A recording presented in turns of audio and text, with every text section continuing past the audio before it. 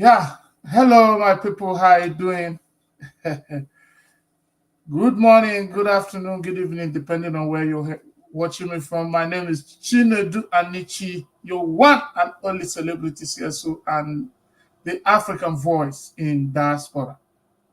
How you doing? Did you go to church today? I love you today. For those who are Christians, did you go to church today? Even if you've gone to church today, are you spirit filled? Are you ready to share the qualities of Christ? It's not just going to church. And for those of you who did not go to church, those who are not Christian, how was the day for you? Okay, how is the positive vibes, the energy that the universe is demanding of us? Did you show such vibes today? So today we are here again. You know our usual way. Today is our normal show, Life in Diaspora, and today we'll be talking about spousal submission for spouse. How can the spouse be submissive in their marriages? A lot of history, a lot of analysis, a lot of research, a lot of experimentation, a lot of preaching has they have been centered around all this, and still no day can we beat our chest and say we have had a satisfactory definition or answer or whatever, or appraisal or analysis about this topic. That's why I took my time. And when I sojourned to Nigeria, I looked for a high priestess, a traditional conscious person, an advocate of African values and tradition, experienced, exposed, learned, experienced, and today we'll be having our big sister, High Priestess KHYARA, will be here today. And in fact, let me have the privilege to be. I don't want to talk about her. Let me not blow her trumpet. She's in the studio already. I respect her punctuality. I respect her ability to be in the show. So just like I've promised you, I will always bring resourceful people to you. So today we'll be having our big sister, the High Priestess KHYARA, and let me bring her to the studio. Oh, yeah. Hello, High Priestess. Hi, Chinedu Anichi. Good evening. A Yeah, good good evening. You are welcome to evening the from show. This is, Nigeria. yeah. How is Nigeria? Hamatan. Good. How about Everything. Yeah, thank you for coming to the show. This is Chinedu Anichi TV. As you have always known, you are part of us before. Before now, you have always been part of us. So you're welcome to this show. And you know Thank you, what sir. we'll be treating today is spousal submission in African families, in the marriage of African families. We are Mm. not discussing Oyibo marriage here because of those of you who will be coming in. We are not discussing India marriage. We are discussing Africa marriage today. So any contribution you are making, any of the appraisal or suggestion or question will be centered on African marriage. So or based on, you understand me? You understand me? So that you will know where you will channel your questions or answer or arguments. So today we have our big sister, High Priestess IRUOMA NWOKORA. Please, a lot of people know you in the social media already, but please, for the sake of protocol, introduce yourself to our very, very esteemed audience. Hello, everyone. Greetings from Nigeria. It's Hamatan season here, so it's one of my best seasons of the year. Greetings to you. Peace to your heart. My name is KHYARA ADACHINETUGO Obenyano. They call me Adibo Global, and I call myself Odibeze. Thank you so very much to everyone who has come here to listen to what we have to say. Like my brother rightly says, spousal submission. It's a topic that has been overflogged in so many sphere, in so many times I've heard it, but I feel we need to dissect it the way it affects our traditional values, traditional system of African pulse our ship, if that's a word. So today we're going to be treating submission in its fullest and we'll dissect it properly.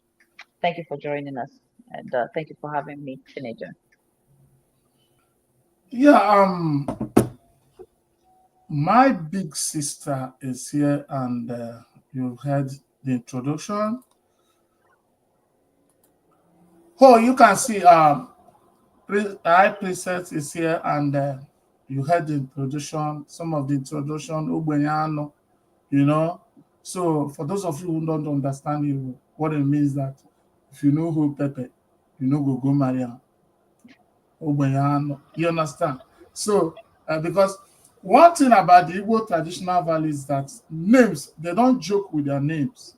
Every Sure. person born in Igbo land, every name given to the person revolves around the circumstances that happen or certain things that took place, the circumstances around the person's birth or Mm. around the family, or references that can be made concerning either, let me say, either achievements, either goals.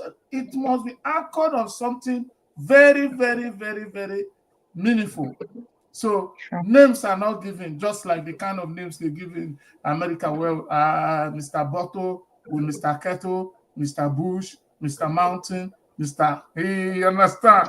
So Igbo people, before they give you names. So this lady here is Ogbenyano. You know, if you know who Pepe, you know go near the family. You know, that's one thing. Another thing is Iruoma. Iruoma means good face, you know, luck. You are very Yeah, good lucky. luck. When you Yeah, show, things will begin to favor. You know, that's Iroma true. means favor. Uh-huh. NWOKORA is the one, because I'm not from Anambra. I don't want to give it in Soka interpretation. Let me just leave that one for her.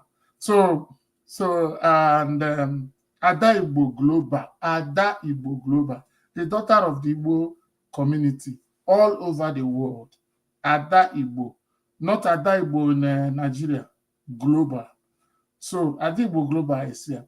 Adibo Global, outside what we're going to discuss today, let me tickle you a bit for coming to this show. Many of the people that have been coming here, I used to ask them, do you have any story behind your glory? Did you just fall down and became high priestess, Adibo, Ogbenyano, all this and all that?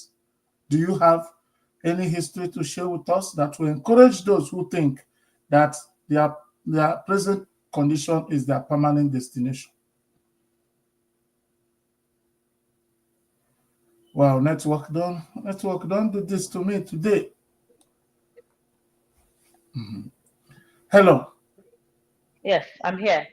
Can I go hear that ahead. question one more time? I hope the call didn't come in.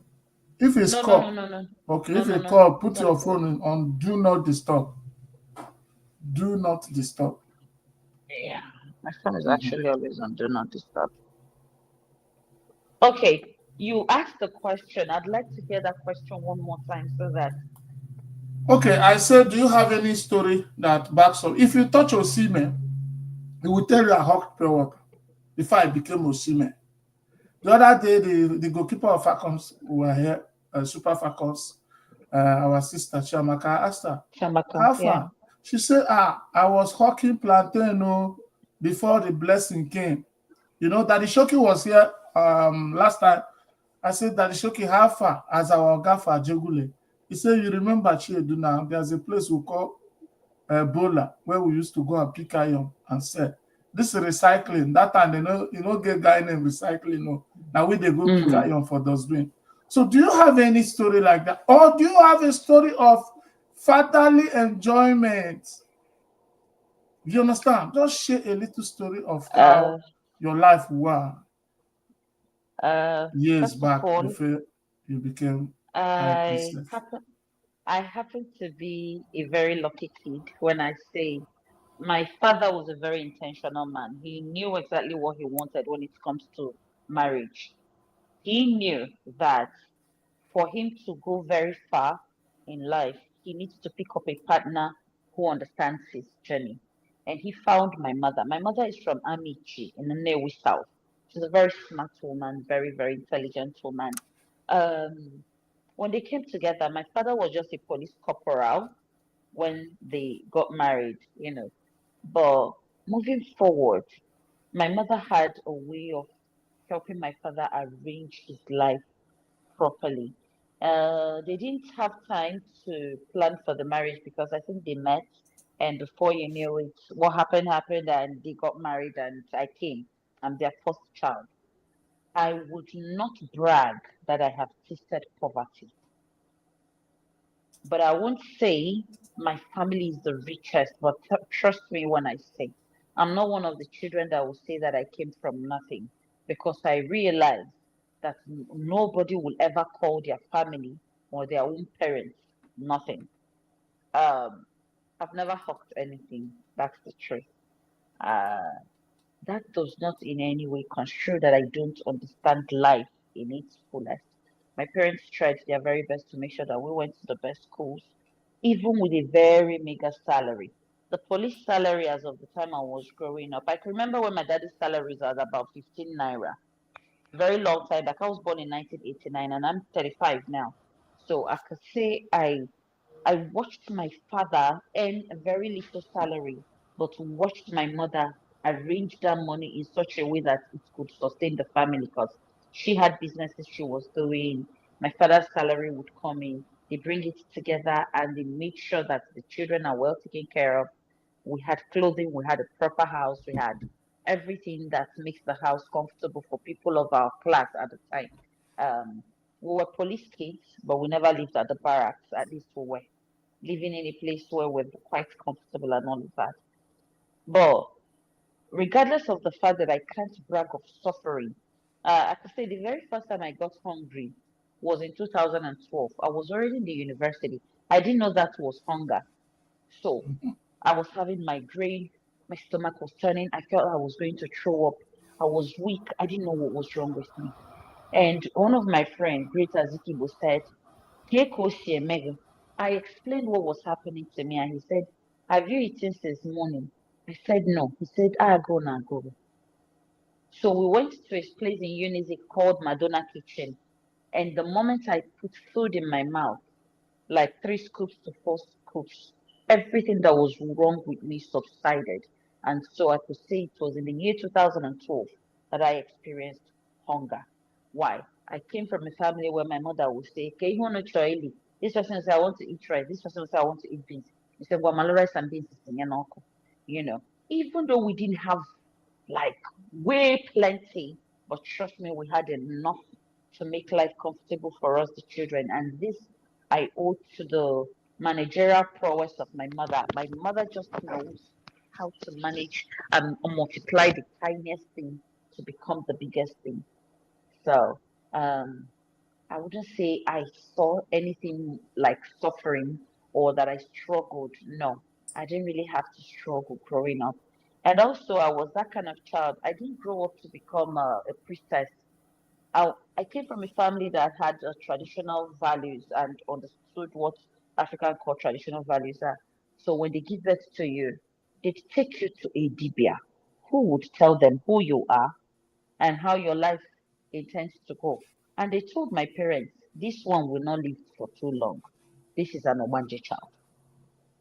And when I was growing up, if you shout at me, I'd go lie down on a green couch and I'm gone. I would turn cold. My mother would cry and go to my father and say, "Mwanya amurugo." My father would say, "Nwa mayara biakaina no kanjapotenya." They'd call a dibia called Ozibondo. Somewhere at Nemo that time, the man would come. He'd put something in his mouth and start calling me to wake up. So they kept obstructing my going. I was one of those sickly child, always sick for no just cause. If you shout at me, I'll go and fall sick. Or I'll go and lie down and go. You know. But they were able to find out what exactly I am about. What is this child about? What is special about this one? Why does so and so keep reoccurring? And they were told my father, this is a kind of child you always appease. Don't shout at her, talk to her kindly. She will understand. So I didn't make it difficult for them either. What I did was, if they correct me on anything, I'd understand it totally and I'll try to imbibe what I had been taught. So my parents guided me to this path. I remember I used to have visions. of if someone is going to pass on, I'll have the vision of police coming to arrest the person. And I'll wake up and tell my mother, this person is already dead. And my mother will be like, shut up. Like, she will keep beating and keep shouting, stop saying things that you're not supposed to say and all of that. So at some point you realize that it's just a gift, and this gift had to be guided, had to be nurtured, had to be harnessed for me to become who I am right now. I went to school. The only thing I could say I experienced growing up was bullying. I was a bullied kid. CSO, I was so bullied. Children would say they saw me turning into a snake in the bush. Some would say they saw me under the staircase in the school turning into a cobra. There was nothing children didn't say about me. So they would always have to bully me and all of that. But at some point, I stood strong and I stood up for myself. And I showed them the police kid in me. I never ever allowed anybody bully me again. And till this day, the bullying I experienced in my primary education times built me to become the person I am right now. I do not tolerate bullying of any sort. Be you who. I will not allow you to bully me. I'll not allow anybody to bully anyone that I know. So I think the only difficulty I had growing up was bullying because I was always being bullied.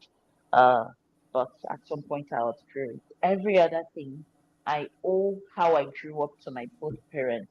They were able to come together to figure out how to make life very easy without making the children suffer and all of that. So I don't really have a sad story at all about growing up. You know, fatherly love. I had the very, very best of the best of the best. If I ever come again, I want my father to still be my father. If I come 100 times, I want my father to be my father 100 times. He loved us. My father was receptive to being loved, and loving his children back was his language. My dad didn't come from a family that loved him. So he created his own immediate family to be his friend, his children, his lover, and everything. And he was able to achieve that with us. So, yeah. Yeah, thank you for the humility to explain all this. You are lucky. Some people were not. Some people passed through scarcity. Some people started seeing hunger from the point they were born, and on top of that one, they still bullied them. So, so those things you call bully is the English word. For us. We saw all those things. We didn't even know it was bully. We just saw it as normal life when we were growing up. Yeah, that's And it's true. one of those things that made us very, very strong as African kids. That's true. So we didn't even see it as bullying. We just saw it as normal life that will make you Mhm. stronger while growing up. Because sometimes you come home and report that something happened to you. Yeah, they beat you, John. Well,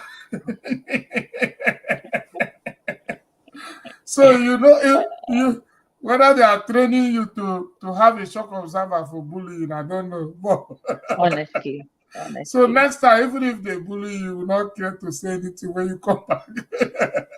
Because You just have to fight back. the one you say yesterday, nobody has. The one you say yesterday, you are not recovered from it. Hmm. So, okay, so moving on. That was aside. That's why I said, let me just tickle you and let's hear how it was growing up. Thank God. Mm. We appreciate your father, appreciate your mother, and all that. Yes, Thank you.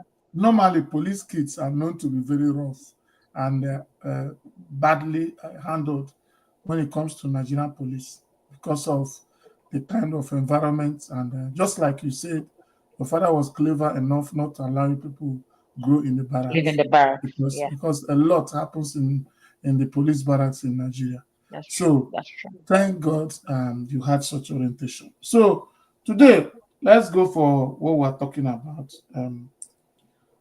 I want you to, like, I put the question straight. I said, what is your understanding of the concept of spousal submission in African cultures?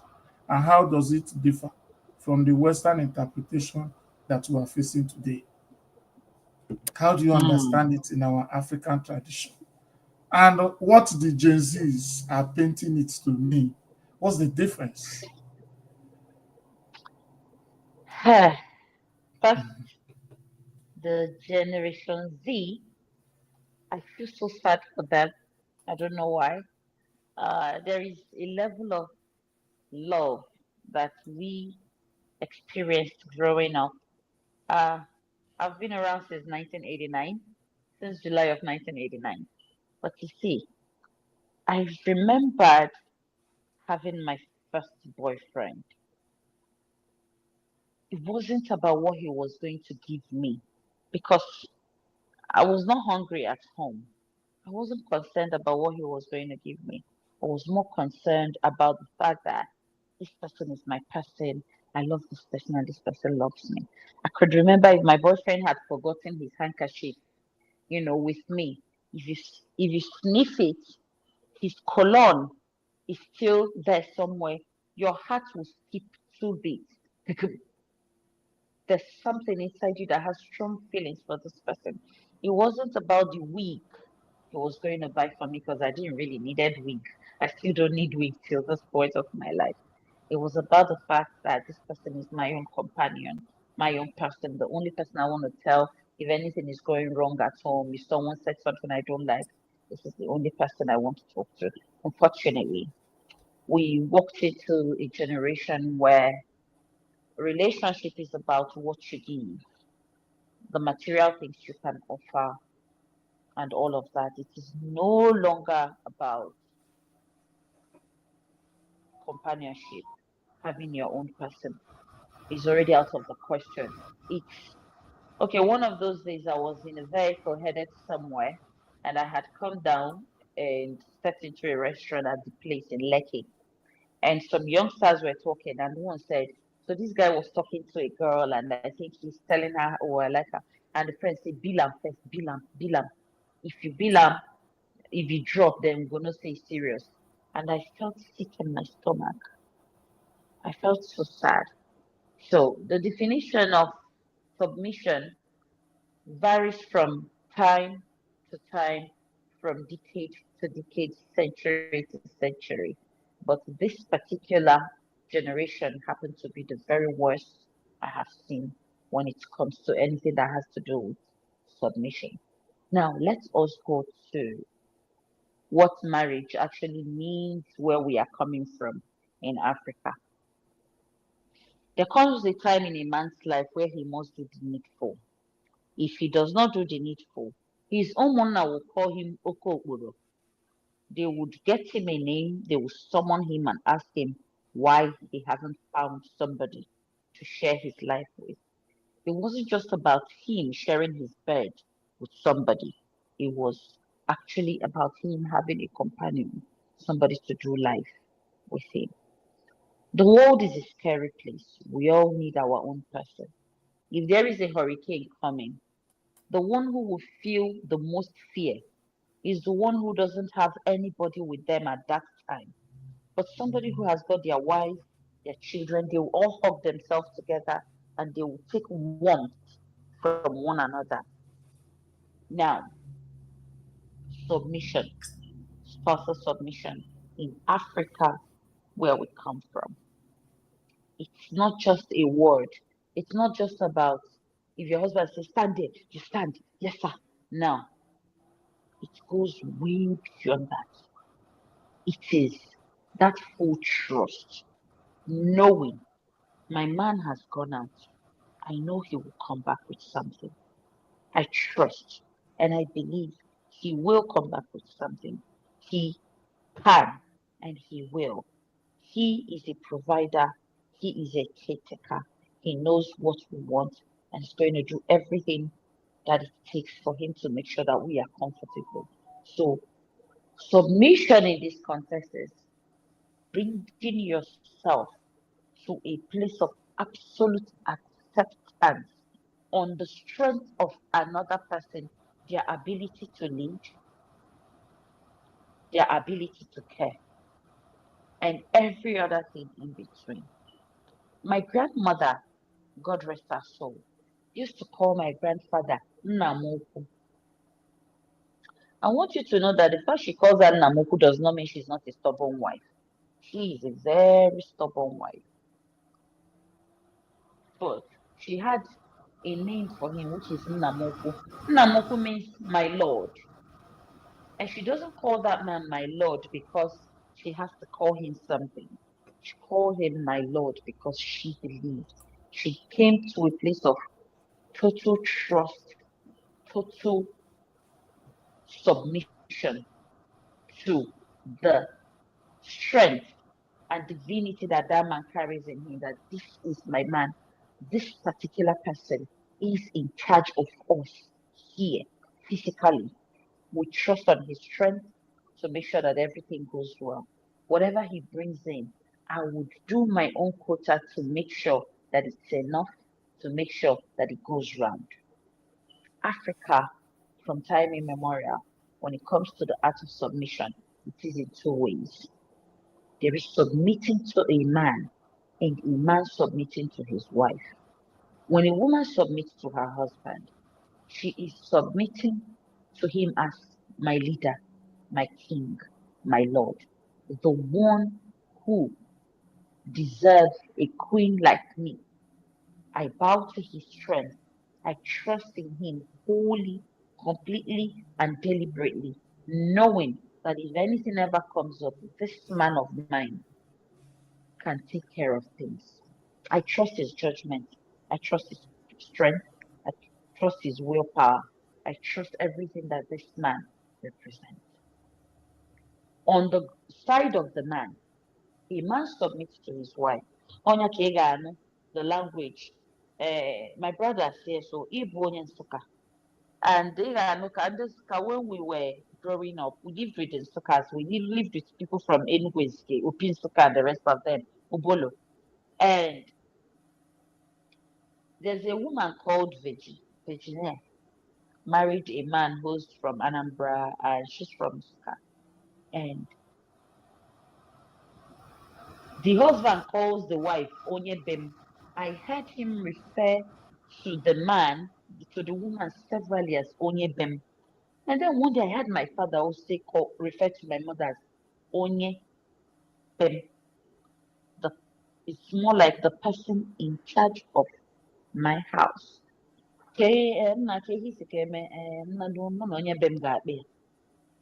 Because that woman has got a position that needs to be respected. She has got the spiritual gift to dissect things. Ọnwe ihe nwoke ga-achọ ime, ọnwe business deal nwoke ga-achọ ime, ọ sị ka ya gwatagodu nwunye, ọ gwata nwunye, nwunye asị echelụ, ka m chee ya eche. Then she'd go to bed, and then she'd wake up and say, alọ m ajọ nlọ, achọrọ m ka itinye ego n'ihe a. Later, if you listen to her and stay away from that particular deal, you will later hear that that deal went south. And you'll be like, oh, my wife will no where that everybody has got an office. And so when submission is the topic, we would have to understand that there is a way to submit to a man and there is a way to submit to a woman. In this generation, submission to them simply means if they give me everything when I want, now I be submitted to him. They think his submission is if a man says stand there, yes, you stand there. If he deserves it, if they call them Odogu silencer, it's a new word. Oh, Odogu silencer, because the man has got enough to throw around, so he should be respected. Now, when he doesn't have enough to throw around, his respect dwindles. Nobody submits to the poor. That's how this generation sees it. But back in the days, submission comes to a place of this is my husband. I submit to his physical strength, knowing that this man will protect us from noisome pestilence, from anything that is not how we should be. This particular man can protect us from this. This man, I trust him wholly and completely to make everything right. He has the ability, I'll give him all the support he needs to make sure that everything goes right. That's when it comes to submitting to a man, submitting to his strength. When you look at the strength gauge of a man and the strength gauge of a woman, you will realize that it's two different things. No matter how strong a woman is, o nwere ọgbọ ya ga-akụ ya ihe bụ nwa nwoke, nwa onye tọrọ ya bụ nwoke, onye ọ tọrọ bụ nwoke ga-etikwa ihe, because to men strengths are given. That strength is to protect a woman physically, to shield her from the noise of the world. Submitting now to a man's strength is knowing that this particular man will shield me from the world whenever, however, anytime, any day.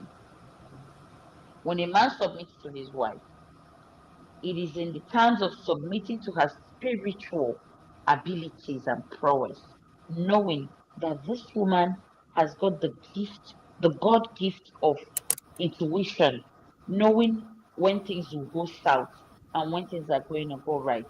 That is what we women do.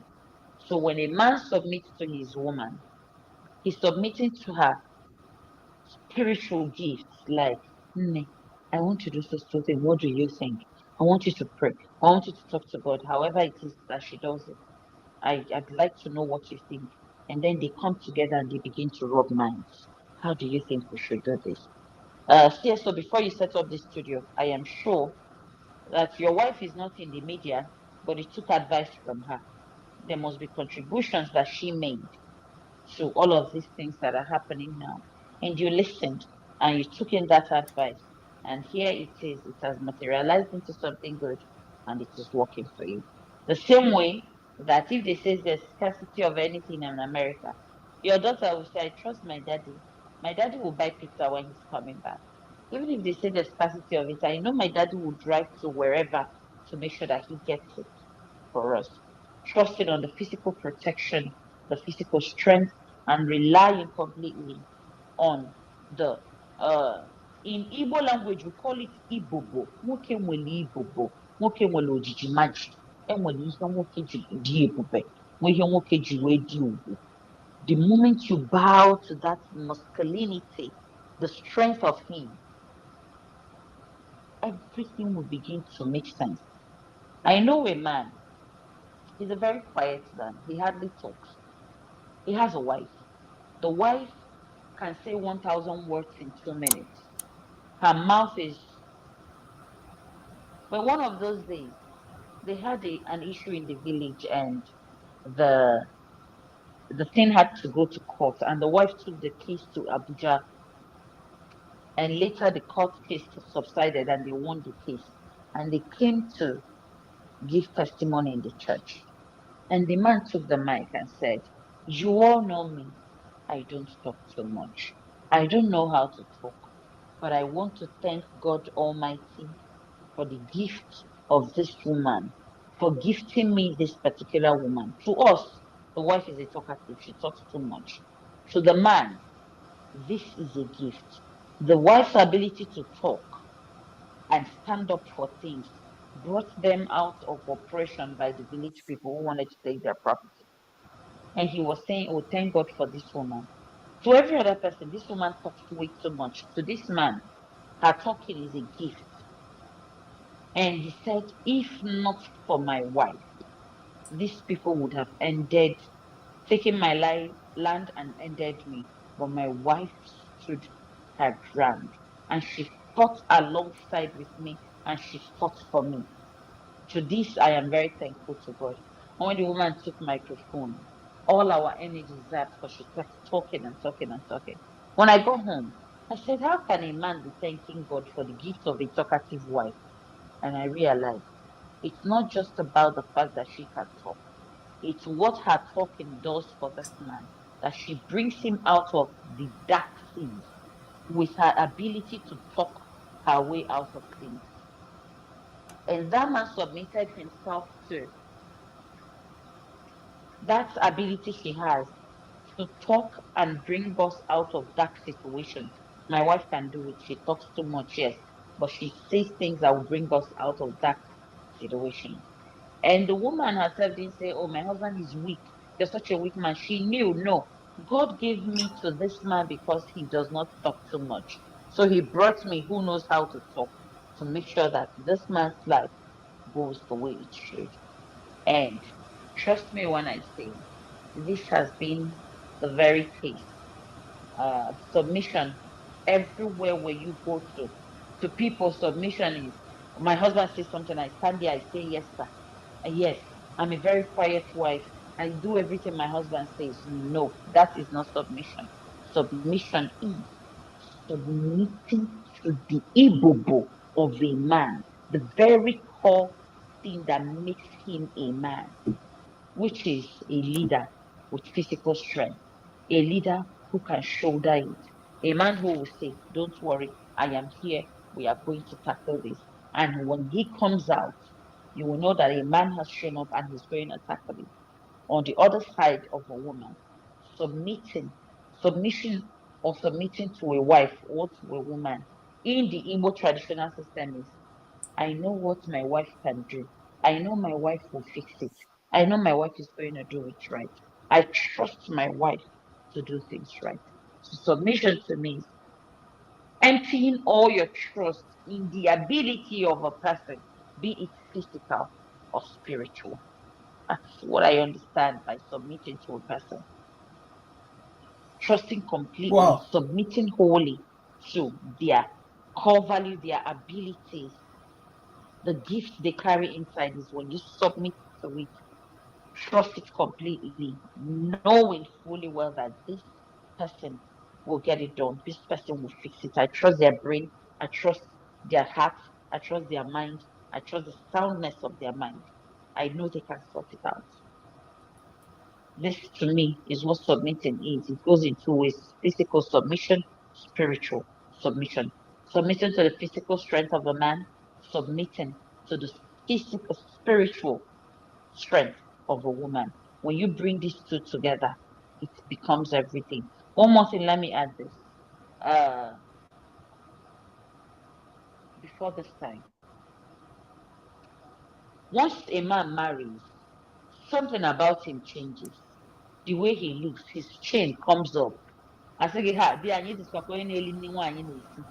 The moment you see a man who a woman has started cooking for consistently, it shows in him. He looks fresher, he looks more organized. His wardrobe begins to change because his wife will send him, "Obim, eyi na nkwa, cheka nchita nka, eyi na nka. I like him Kenny. Mix your red and sky blue, like this, like this, like this, like this." You know, when another person steps into your life and you allow them to do what they have come into your life to do, you will witness a life that is rosy, that is beautiful, that is calm and easy. That's one thing I know for sure. Yeah, thank you, Princess, for giving us a clear definition from the traditional African values or standpoint what submission means. So, because a lot of people look at submission from different, just like you say, some people are then what is it that makes the do? For the Gen Zs, for a woman to be submissive, you need to be odogu. You know, the condition for submission for being submissive is you must attain the status of odogu. Then, and what makes you odogu? So, for I have an odogu husband, I have an odogu this, I have an odogu that. So, but with your explanation today, so you don't need to be odogu to be for your wife to be submissive to you, or in Mm-mm. fact you are odogu, but the condition or the criteria for being odogu of today is not the criteria for being odogu in Igbo traditional setup. Because what makes you odogu is the aura, the ebube. You know, the aura, the ebube. Just like you say, na nwoke nwere ibobu, nwoke nwere ngabasị. Yes. So the ngabasị and the ibobu of a man, that's the aura. So of the protective nature of a man, do you Mm-hmm. understand? Is Yes. what qualifies the man to be odogu. It's Of not course. the financial buoyancy, it's not the political position, or it's not whatever. So, what makes the man to be odogu is his ability, you know, to be able to protect the family. And I think a lot of our traditional fathers who were not so rich were odogus to their wives without being Of course. millionaires and That's billionaires. true. So that's my That's true. understanding. And you also explained today that This submissive, you know, we always say a wife must be submissive. This one be submissive. But today you brought it clearly that being submissive is not a one-way traffic. So it is something that a husband gives to a husband gives to a wife, and a wife gives to The um, husband. a husband. But the definition is that a woman submitting to a man is more of physical abilities. Physical abilities of a man, nature has placed him to be protective with physical features. But that what is demanded of a man is to submit spiritually to the wife, because women have spiritual insights, That's especially true. when it comes to the affairs that will better and make the family progressive. So that's my That's true. understanding, and is a very clear platform. For those of you who are watching, so it has come to the time. If you want to agree with him, with her, sorry, the priestess, if you agree, you can call us on +1701. You can see the number already on the screen, +17019891910, or you send us hi. I'm also going to put the the what do you call, the link on the comment section for those of you on Facebook, and those on YouTube. You can see the link on the comment section, so you can use the link and come in and ask. So while we discuss, we're also having somebody who have been knocking to come in now. I think Pesha, we can bring in Pesha now to hear Yes, from her please. what her opinion is. Pesha, please, it is time to request now. Please, let's bring you. She says she's watching from Facebook. I know she's watching us. You have the link already, Pesha. Please, this is the time to for you to come in and let us hear your own contribution as we move on.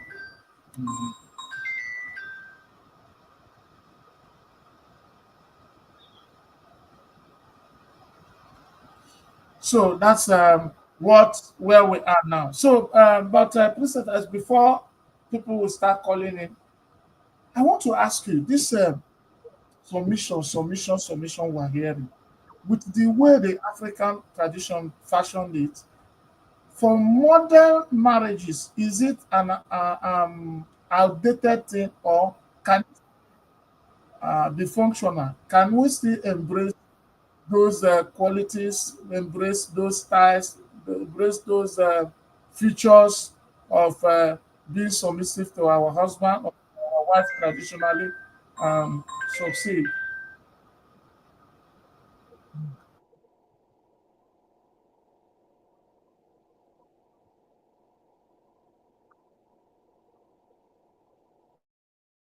Is this something outdated? I hope you are listening to me, Princess, because I don't know if your network has started. I hope I'm not talking to myself now, because I don't know. It's like network has started. Please. I actually can hear you. Okay, okay, you can hear me now. Good. Yes. So Um, did you understand my question? you're asking if submission is outdated Or at a time like this. you know, the way the modern people view it, or the Western people, as if it is a way of enslaving a woman, or showing patriarchic Supremacy. dominance. Yes. So is this something that can still work for the modern marriages, and will still succeed, Zena? There will be no marriage without companionship. There will be no companionship without submission. If I have to change my surname to be with a man, then there is something that is making me go into that alignment with him, which is, you see this person, I want to do this with him. At a time like this, the definition of a man, like you said, lies heavily on what his pocket says. Unfortunately, most women of this era are actually with a man they never built nothing with. Some people are lucky enough to meet a man who's already made and got hitched with him, while on the other hand, most people happens to build with a man from scratch. I have seen a man who was not anything. Then he met a woman, and that woman sat down and looked at him thoroughly and saw the prospects in him and saw the gift he carries. If he is a mechanic and his workshop is just that kind of workshop that cars come into once in a while, and maybe the wife has a little NCE, which simply means that she has gotten better knowledge of how to run business or any other thing. She's saying, nah, let's do this thing like this, let's do this thing like this. You can learn how to do computer diagnosis with computer. And then tomorrow they put it in the signboard that, oh, they run computer diagnosis now on your cars before finding out what exactly is wrong. And then the husband goes to Cotonou and bring good mechanics and all of this and all of that, and they all come together, and she begin to fix that man. There are women who are lucky to meet a man who they had to fix for him to come to that Odogu status that this era is saying. Unfortunately, the people of this era don't understand what submission is. To them, submitting to a man is because he has got something. He has got so much money, so I have to submit to him. But if he hasn't got a lot of money, then there is nothing to submit to him for. Submission will, marriage will not happen if there is no companionship. Companionship will never take shape if there is no submission. You have to submit to a person first. This woman, yes, Wanya with foresight. I want to be with this woman. She has foresight. I am sure that if I do the journey of life with her, with the kind of sense and brain she has, I'm sure we will put something together and we're going to go far. And the woman says, I trust this man. His physical strength, his ability to get things done, even without shouting, even when that thing is pressing his neck, he still tries his best to make sure that things are done the right way. Okay, I see prospect in this person. I see light in this person. I'm sure I can do this with this person.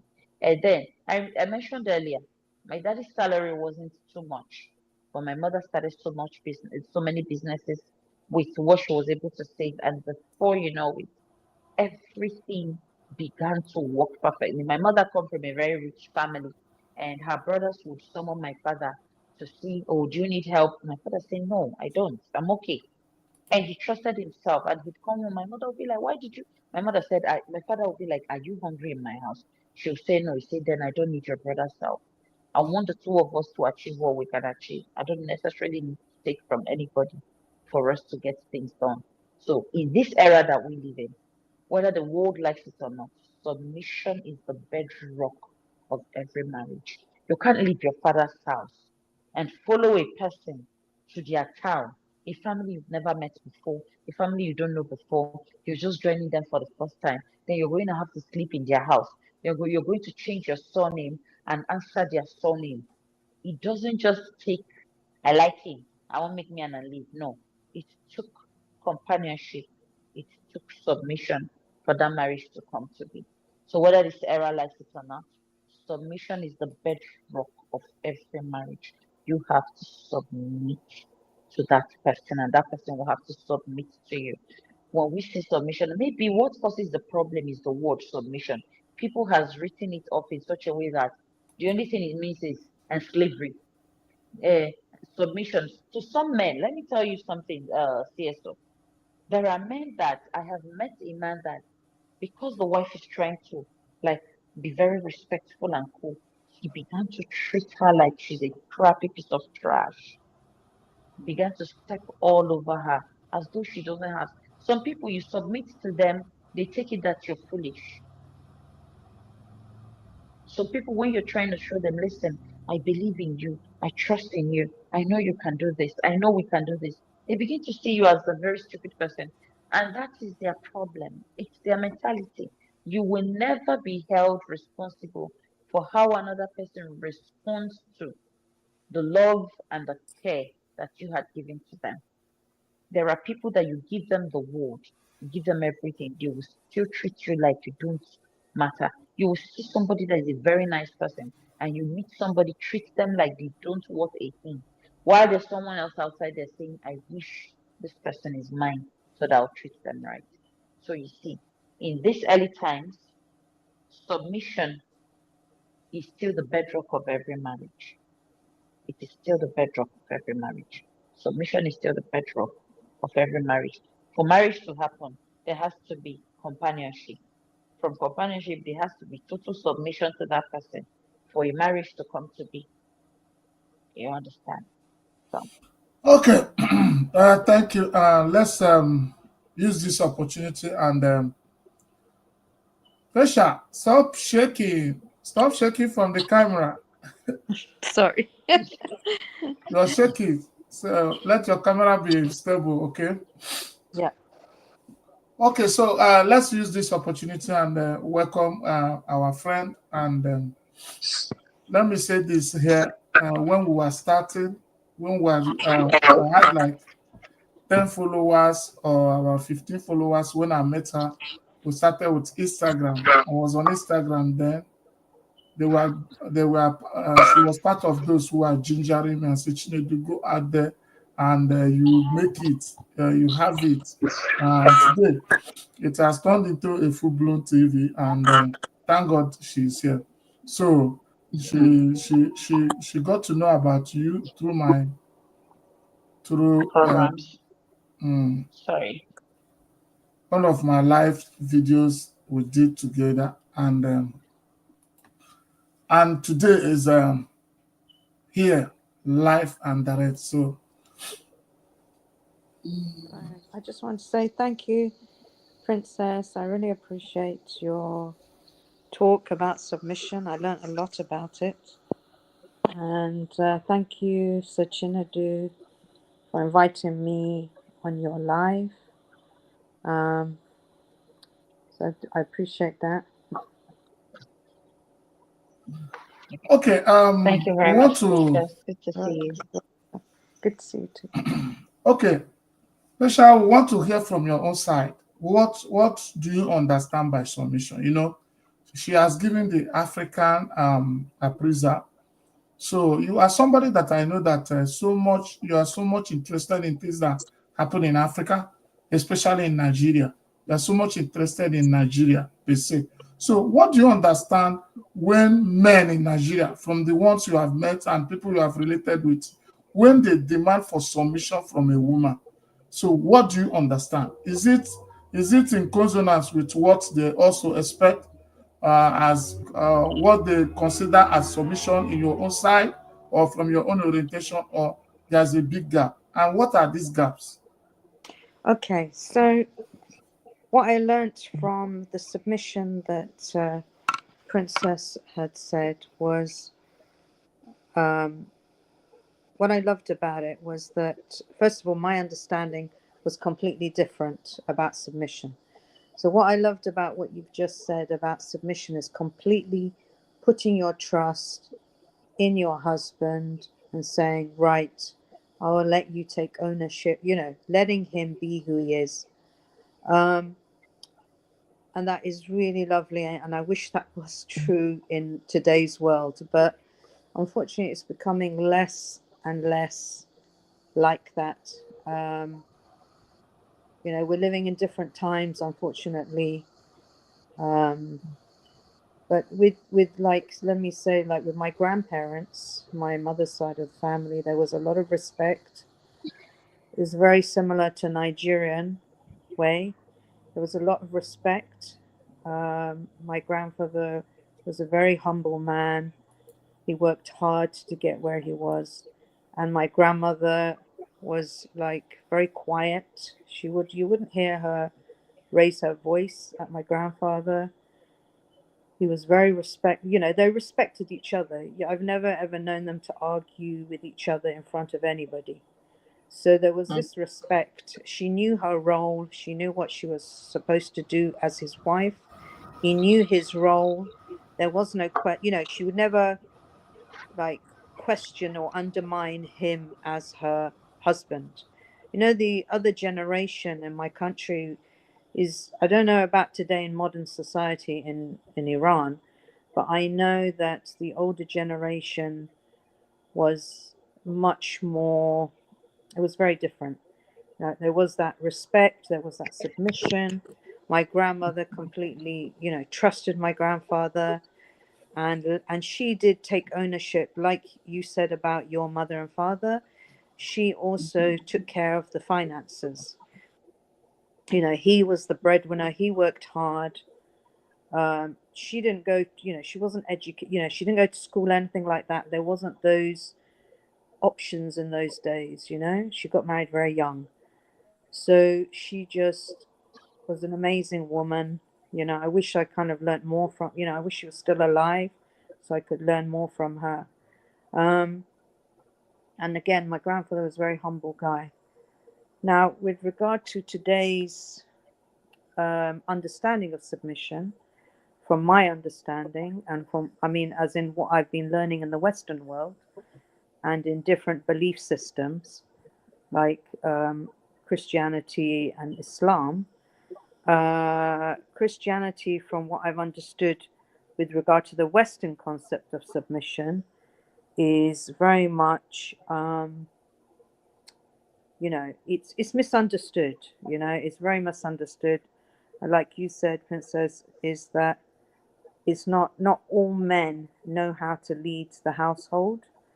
Not all men know what it means to be the leader of the household. Unfortunately, it's quite scary times, but you know, without undermining the men that do know what it means. So I think there's some gaps there in the sense that there is confusion. Like for me, being brought up here in the West, I was under the impression that, you know, leadership, submission meant do as your husband says. Even if he's in the wrong, do as he says. Do you know what I mean? But after watching a few YouTube videos, it's about different concepts of submission, you know? Like everybody's got a different way of understanding it. If they're following the Christian concept, it's submission as in if the husband can lead the household in a mature manner, sense, you know, if he's not like a drug addict or an alcoholic, or he's not going clubbing or that kind of thing, if he can lead it in a mature, sensible fashion, take care of things, and then the woman can, you know, submission as from the dictionary here and this in UK or Oxford Dictionary, it means submitting, letting the other person take authority of you. You know, you have to submit and take. That person has got authority, like as in, you know, like a captain of a team has the authority to, you know, that kind of thing. But as you said, Princess, that it is very much. What I loved about what you said also was within the Igbo and the African culture is that the husband does submit if she has that spiritual gift, that spiritual intelligence. If she's mature and wise, then he can get, you know, guidance from her. Okay, give me your wisdom. What do I do here in this situation? So, you know, I love that. And I think that kind of knowledge needs to be spread more, that this is what it actually means, trusting. But unfortunately, in the world we live today, there is so much distractions, and you know, it's just, I think this social media also has unfortunately disrupted that in the negative part of it. There's positives, obviously, has distracted men and women from their roles with each other, because you get the feminism, you get the feminist side that are too extreme. No, I'm not listening to a man. What does a man know? I've got a job. I don't need a man. Do you know what I mean? And then you've got the man side. Like I said, I don't want to say all women, and I don't want to say all women, all men. Everybody's different. But generally speaking, now in the Western world, it seems to be coming like the woman doesn't need a man, the man don't need a woman, the woman gives the man the headache, and the woman don't need a man because she can provide for herself now. She can make more money than the man. And on the man's side now, it's like, who needs a woman? They're just full of drama. Let me take care of myself and have my peace. So that's how it's kind of coming out nowadays, unfortunately. And I think a lot of men are very scared of committing and True, marriage because they've had a true, bad experience, true. and they've been hurt. And I think it's harder for men. Not, I know it's hard for women, but I think it's harder for men in the sense that when they are heartbroken, it's harder for them to deal with it. Whereas women, we can talk about it, we can cry about it, we can let it out of our system. We're broken, we can be broken, but we can somehow fix ourselves. But men, if they're heartbroken, there's a higher risk of suicide, I think. It That's true. depends, obviously, on the faith and belief. But that's it. I think I've spoken enough. Yeah, thank you, Pisha, for your contribution. I have our mommy, Mrs. Okosun, is here with her Onyokomita eyeglass today. Uh, so, Mommy Okosun, can you say hi to Princess, our guest today? Hello. Hello. Yes, yes, sir. How is everybody doing? Hi, Princess. Hi, Hi, everyone. hello, Good ma'am. to see Hello, nice you. to meet you. Mhm. Good to see you all today. Yeah. Thank So, you. Good to see you too. the priestess is our guest today. She's one of the pioneers. These two people were part of people who built this when we were still on Instagram, when we had 15 followers on Instagram, only Instagram. We were talking. They would say, no, Chinedu, you cannot just end this thing on Instagram like this. You have to make it bigger. You have to do all those things. So the first person I hosted as a guest in my show ever about a year ago is Pesha. So, and what Yeah. we did, the topic that day was the importance of a man in a house.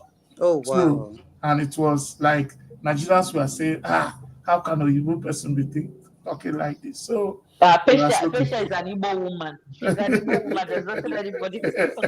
Mm. So, Mr. Sokosin is here today. Mr. Sokosin, thank you. I know before you put on your eyeglass, carry your Bible, carry your pen. I know so you'll be listening to us.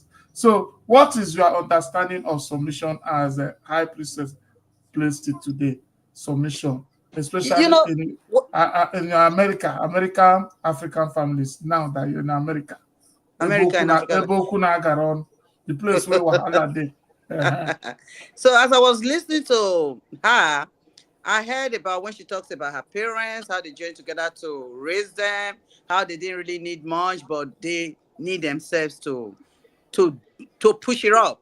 Which that's what is called submission. That's what we call teamwork, working together and everything. So that was what I took. That was my take from her. Everything she stated. So that's what they call submission.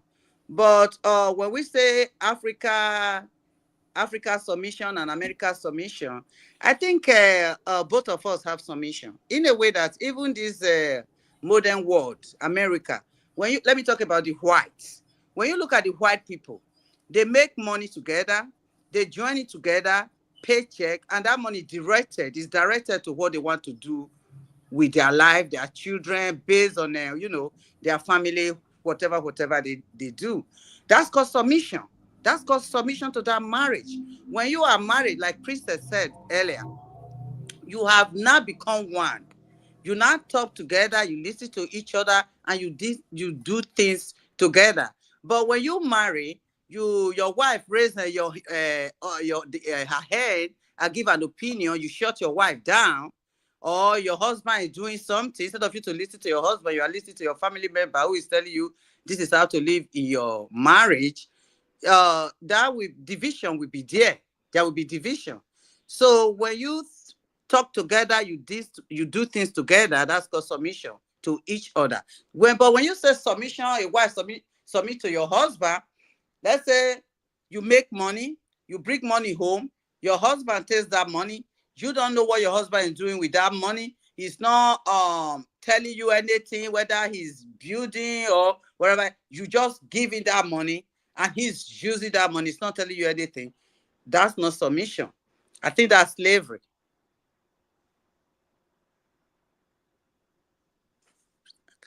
Priestess, I can't hear you. Okay, wow.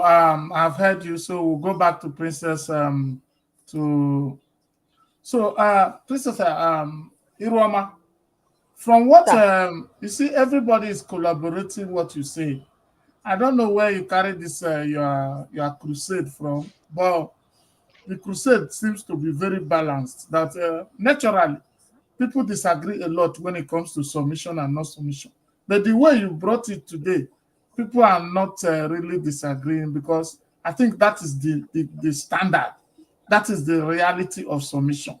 So it's not on the physical, masculine or patriarchal dominance as people think. Yes. Abumuke, I am the man of the house. Odogu be Odogu. So you walk and you say, woman, shut up. You are a woman. You know, all those things. I don't think that is from your explanation. That's not submission. Yeah, That's not that's not submission at submission. all. So let's move I bring forward. my money. You went to go drink or go and carry guests outside and having children outside. Are you calling it submission? That's not submission. Hey,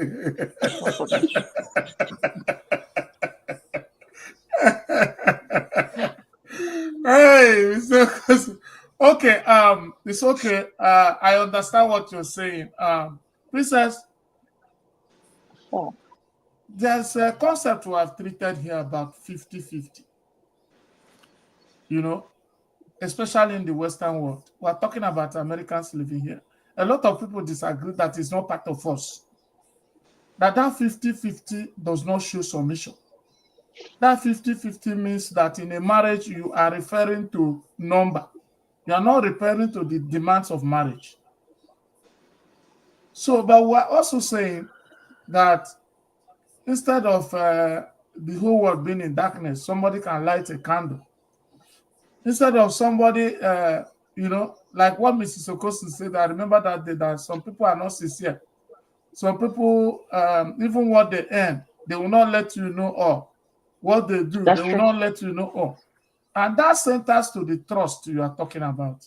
That submission is just submitting and having trust that a man, that this family belongs to him. There's no interest. There's something I used to tell my wife. Sometimes if my wife in head won't hurt, if I won't come her down, I'll tell her, I don't think I have another family. And I'll tell her, I don't think there's anything first. That any other thing that comes first before my family, that thing does not exist. I think if women can understand that this is the way men think, or men will think in this dimension, I think the issue of submission will not be a problem. But I want to ask Princess, what are the challenges? What are the necessary behaviors that make people lose this kind of trust or lose this kind of things in a family, and thereby letting in distrust and lack of and disobedience in marriage? Yes, so I'll answer this question with a story. Several years ago, around 1998, there's this woman, she was from Nando, God rest her soul. Nando in Anambra State, the Omambala area of Anambra State.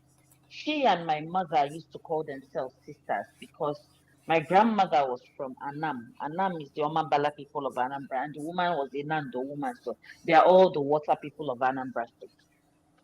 And one of those days, the daughter had started crying in the morning and was saying, Mommy, more, Mommy, more. And everybody was like, why are you crying? It's too early to cry. And say, Mommy, me that my mother has refused to wake up. Apparently, her husband had beat her at night and she had hit her head on the edge of the bed and died instantly. And he took her to the bed and arranged her very well, as though nothing happened. And she laid there, and her head was bleeding into the foam until she was completely gone. To the best of how we knew this woman was because her husband would continually beat. She sells fruits, watermelon, pineapples, and the rest of them. At this time, she used to go to Onitsha and get them to sell. And he would come to her shop and say, "Shikonyemia, Shikonyemia is give me what you have sold for the day." And she would shake like this and pack the money and give him. And he would go into his L300 Mitsubishi bus and he would, ride away. Okay, it was flatboat Mitsubishi at the time that he was driving. They use it for Kornicha, the public service, transport service. He'd come to this woman and say, "Chikonyamia," which is give me everything you've sold. And she'd shake like a child because he beats her. He treats her like she was nothing. And then one of those days, he had succeeded in beating her to death. And he arranged her properly back to the bed as though nothing happened. Now, see the thing. For each time he beat the woman those days, she would say, "Obuna njagwa ndị be anyị abịa kụọ anyị ive. Achọrọ m ka ha bịa tie di m ive." Like, I don't want to go and tell my brothers because they will come and beat him. I don't want them to beat my husband. If she had gone back to her people to tell them that the man who married me has turned me into a punching bag, takes everything I work for. He has a girlfriend who owned a restaurant. So apparently you take money from a woman who sells small quantity of fruits in a basket that shares it on a table. Then you take the money and add what you have gathered for the day. Then you go and give it to this Antingo who owns a restaurant. That is called submission. Can you imagine? Can you imagine? Mommy, I will meet you. This thing doesn't touch your body like you. And one of those days, he succeeded in ending her life. She never spoke up for herself. She never allowed anybody to speak up for her. And today, I tell you, since 1998 till today, it's been way over 22 years that woman has been gone. I don't know what became of her children. The children she would have protected by staying alive. She lost herself. Now, everybody said she was a respectful wife. You know why? Whatever the husband says, hands. Oh, yes, sir. Anything my husband says, he's the Alpha and Omega. After him, na him. They forgot that woman too is a human. And he kept hurting her because it falls back to what I said before. When you give your all, and bring yourself to the place of, "I trust you, lead us right," they begin to think you were stupid. Some men, not all men, begin to see a woman who respects them way too much as if she's nothing.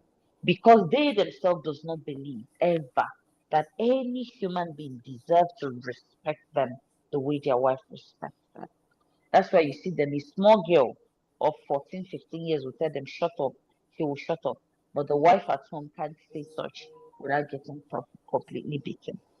And we will never overflog what submission is. Bullying a woman into absolute silence is never submission.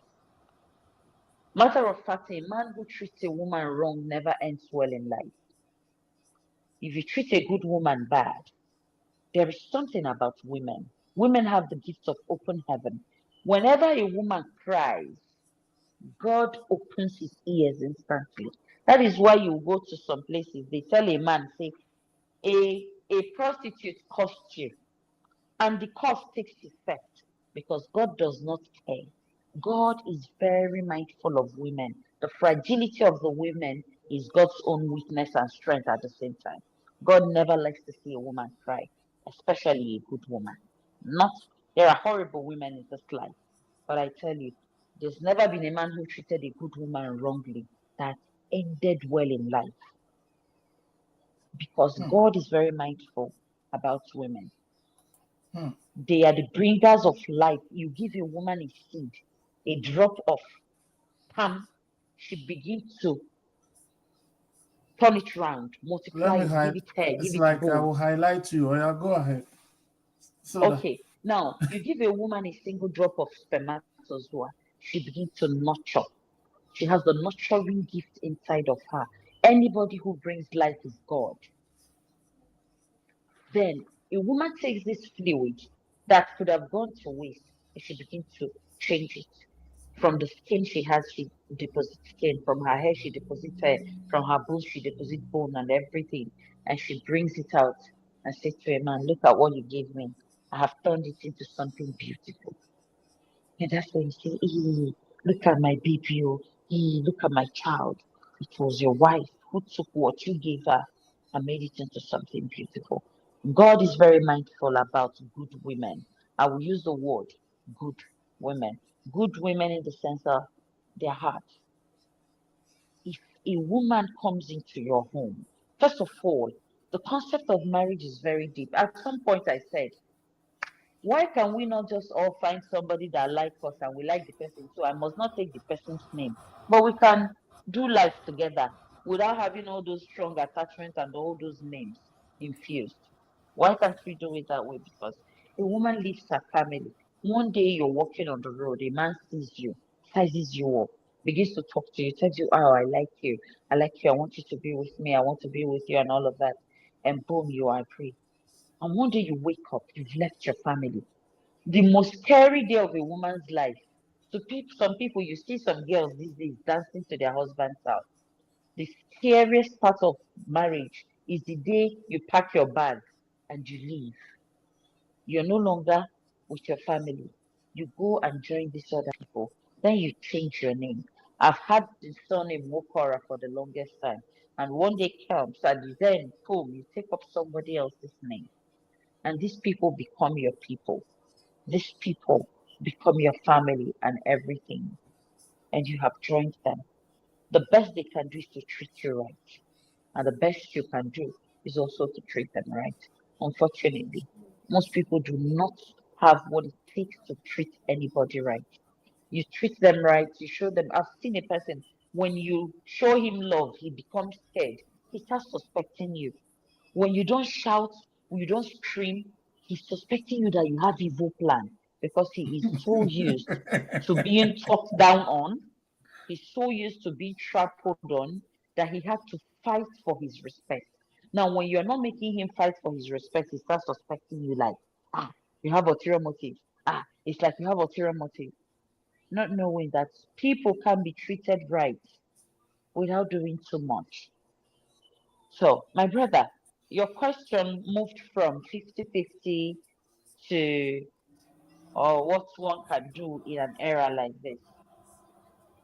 Whether we like it or not, one of the most brilliant women I have met is this picture you see here. I've heard her talk. I've listened to her talk. I see all her videos. I listen to all of the things she say. And I'd be like, if there can be a few more of us as a community of women with seasoned mindsets, this world will take it by storm and change it. Women are change bringers. Women are change. You see this picture you see here, it's not because she's on this live stream. It bugs me to think she's from a different race, a different continent. I'll be like, how? Because I know how most people who come in her skin type and everything, I know how they behave. I know how they throw tantrum and everything. But this woman, every time she speaks, she's so organized in her speaking and everything. And I'll be like, if there will be more like this, and we are one community, you know what we can do. Now, Mrs. Okoso walked in and she was like, I have listened. You cannot be wasting what a woman is bringing in resources that should be arranged. You carry and you go give person waiting on his own because you cannot control yourself. And the woman is working. There are children to take care of. There are things to do. There are rents to pay and everything. And you decide that it is okay to move what you and your wife are working for, the future of your children, to deposit it in the bed and in the hands of a strange woman. Why exactly? That is what they call he has the right to marry a second wife. He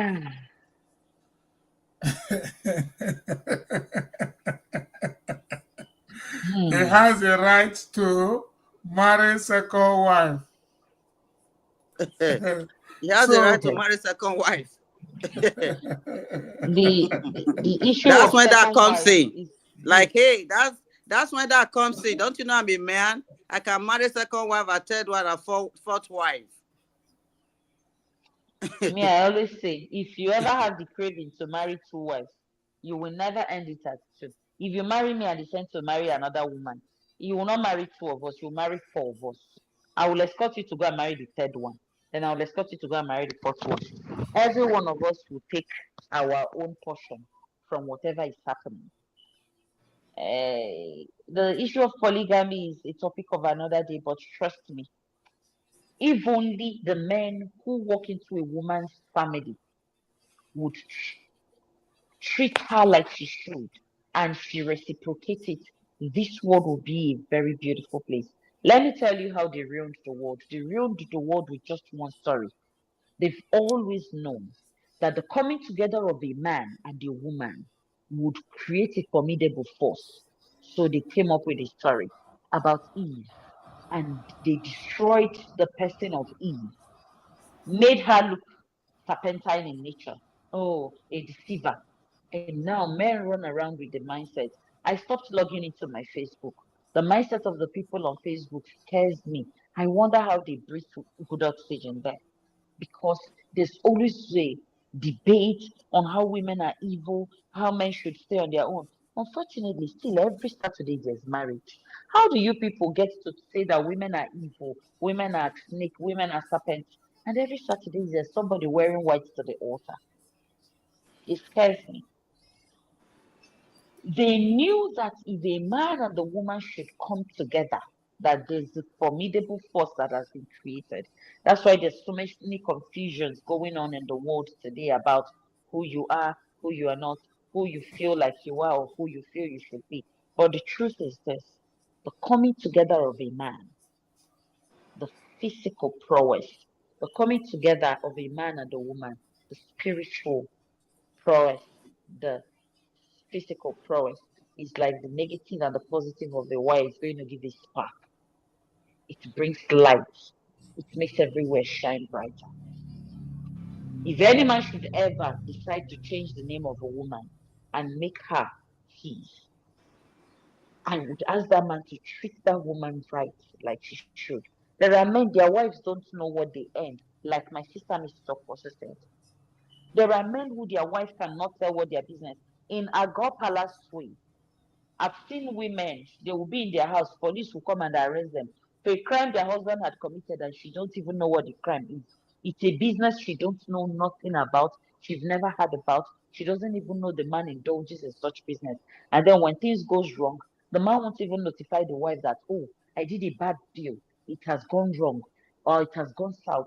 He would move into a hotel somewhere in Cotonou and the wife will be arrested with a breastfeeding, with the child she's breastfeeding. They go and dump her somewhere in the police cell because of what, and she'd be like, I don't know. And when she says she don't know, surely she does not know what the man is into, because so many men keep women in the dark these days. And then when you keep a woman in the dark for too long, the moment she sees a tiny light, the moment another man begins to show her that, hey, listen, you are more, you are worth more, you deserve better. The moment a mind of a man, a woman shifts from a man, it's over. Listen, a man can cheat all he wants, do whatever the heck he wants to do. It will not hurt so bad. The day a woman decides that she's going to go the same way the man is going, that family is gone because she is the umbrella. Everything goes south. Let me share this here. Mr. Costa, this story is going to make you laugh. So there's this engineer.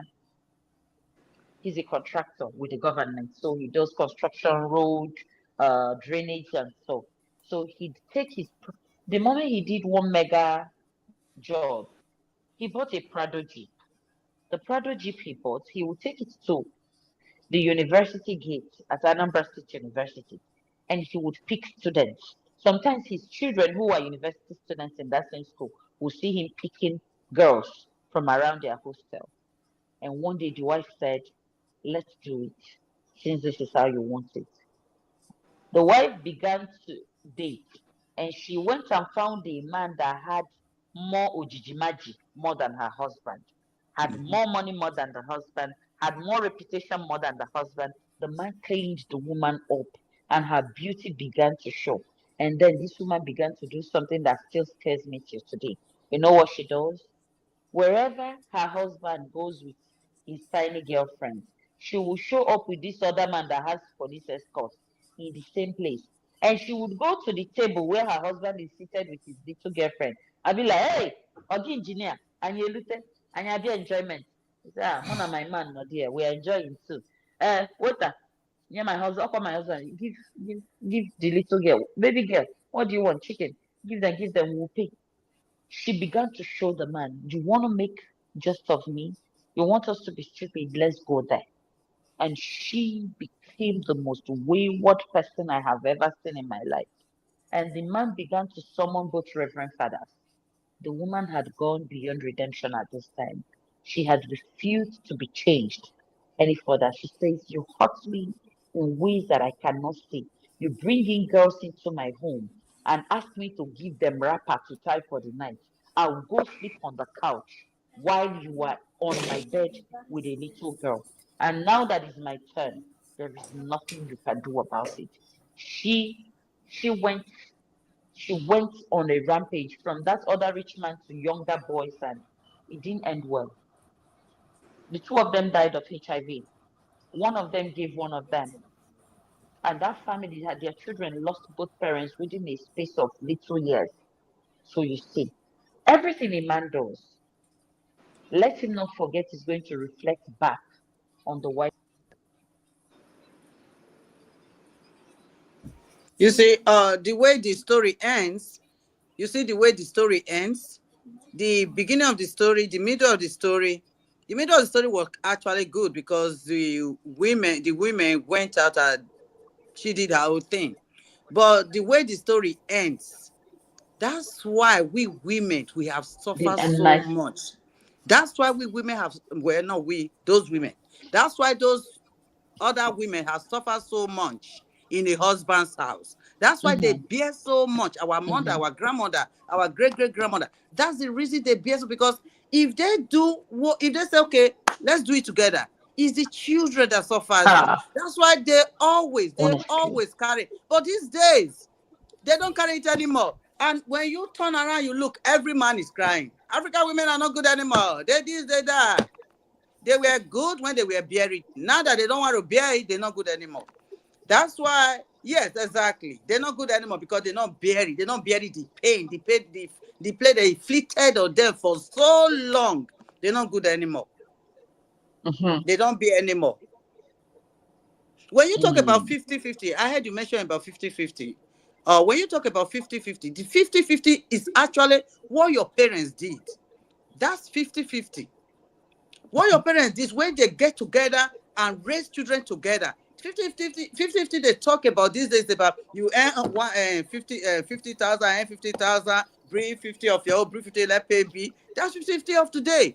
The real 50-50 is that way your parents raise children. It doesn't matter mhm. if your dad was a teacher, he could not bring salary home for 3 months. But your mom is a farmer or garri seller or pineapple seller. She To keep handles that for three sustaining. months. She kept that 3 months going. She's bouncing that 3 months until your father is able to Yes, come up with ma'am. some money. That's Yes, 50-50. ma'am. That's what 50-50 Yes, is ma'am. supposed to be. The 50-50 of these days, Mm, like, oh, you come and pay me. How is my husband going to be asking my husband, make it 20,000 every day, for example? Then I go there and make mm, 5,000. You're talking about 50-50. 50-50 for what? hmm. Stop it 50-50 for quickly. about what? What is 50-50? What are you talking about 50-50 for? They get it wrong. These days, this modern life, they got it wrong. I can't wait for us to talk about all these men crying for divorce in America. I'm so much waiting for that topic. The day we talk about this Hmm. Nigeria divorce in America or in overseas in diaspora. You guys are crying now because the man are slapping you with a child support and everything, or throw you out of a house. Remember when our grandmother, when they would throw them out of a house and take the children from them, those women will never see their children, even when they grow, maybe until they grow up, they go look for their mom. It was okay then. They got it wrong. They got the 50-50 wrong. The 50-50 of today is, they got it wrong. That your 50-50 was 50-50, that the real 50-50. Okay, Mrs. Okosi, I heard you. And so from what you are explaining, Mr. Okosi, it looks as if what women are doing today is a retaliation to what used to happen before. So what do you think? It's not retaliation, it's a freedom. Eyes opening. They are working now. Eyes opening, they are earning now. Who want to get beat up when you can provide for yourself? Who want to swallow it? They will say, oh, women these days are bad though. When you listen to all this social media, you listen to people in Italy and people that live in Europe and all that, you see here how they talk about women, Sometimes it interests me to watch them. Women go and marry from home. Women here is bad, Who want to swallow that tough pea when you can easily throw it off? Say, no, I don't want to take it. Would you want to get beat up every day when you know you have freedom? When I get to America, they say when you beat a woman, you go to jail. I say, oh my God, thank God you brought me here. Why would I want to be in a place where a man will beat a woman up? And you are calling your father, he beat me today. Your father is saying, have patience. Are you crazy? Patient for what? I'll beat you back. Well, you know. So that is not, it's not a retaliation. It's eye-opening, it's freedom. They are now working. They're not earning their own money. Most of them cannot take care of their children without a man. Those days you can't do it. You gotta wait for them. You wait for them to provide. Like the example she made, our sister made here. That woman that sell proposal, everything. Somehow she still needs that man in her life, probably to babysit for her, or probably for them. If they don't have father in the house, those days African people might call them, oh, where's your father? You don't have father. There are something, but these days is different. It's different. It's different. It's not retaliation. It's a little freedom. I don't like it. I'm not cheering for it because I am not like that. I hold my home. I will want everybody to hold their home. See, every home have their own challenges. Even a home that becomes strong today, there was some kind of friction, a challenge that they have to face, a hill that they have to climb. So it's not like I'm cheering for the women who are throwing men. I never throw my husbands out of the house. But the pepper body of it is what amazes me. Like when the men will talk and say, oh, what the women are doing today is not good. Oh, what we were doing yesterday was good. What your father was doing yesterday was good. I know those days in my village, they will throw, a woman will do something. They will throw the woman out of the house. They will tell the woman, never come home, never come to this area. You forbid, they forbid, it's forbid. They will say it's forbidden. And she wants you when to the see woman, her kids when the man said go, it's forbidden for you to come back. And when you come, even your best friend, they will first of all run away from you, say no, go. So everybody will got you. You can't come. You can't come. So your children will grow either with this next wife or everything. But America just do it easily, or the Western world just do it easily for them. You are now saying, hey, the women of today.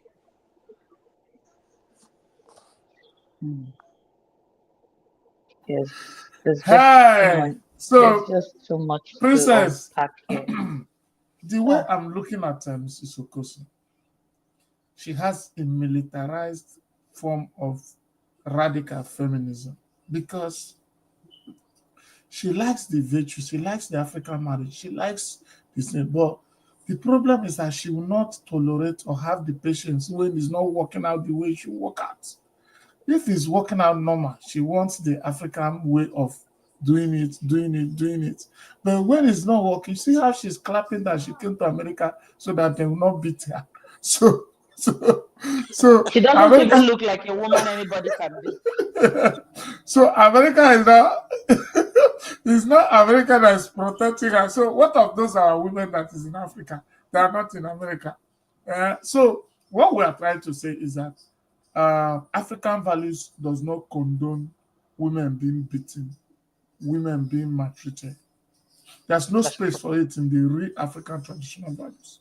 That's The true. bad behavior of some men, even our tradition allows polygamy, but still, even in the polygamistic procedure, the woman in the house, the first wife, is allowed to participate, to contribute. Even in that level, she's not forgotten entirely. Even in the decision making of who comes to the house to be That's added true. to her, she is allowed to contribute. That is what That's Africa true. is.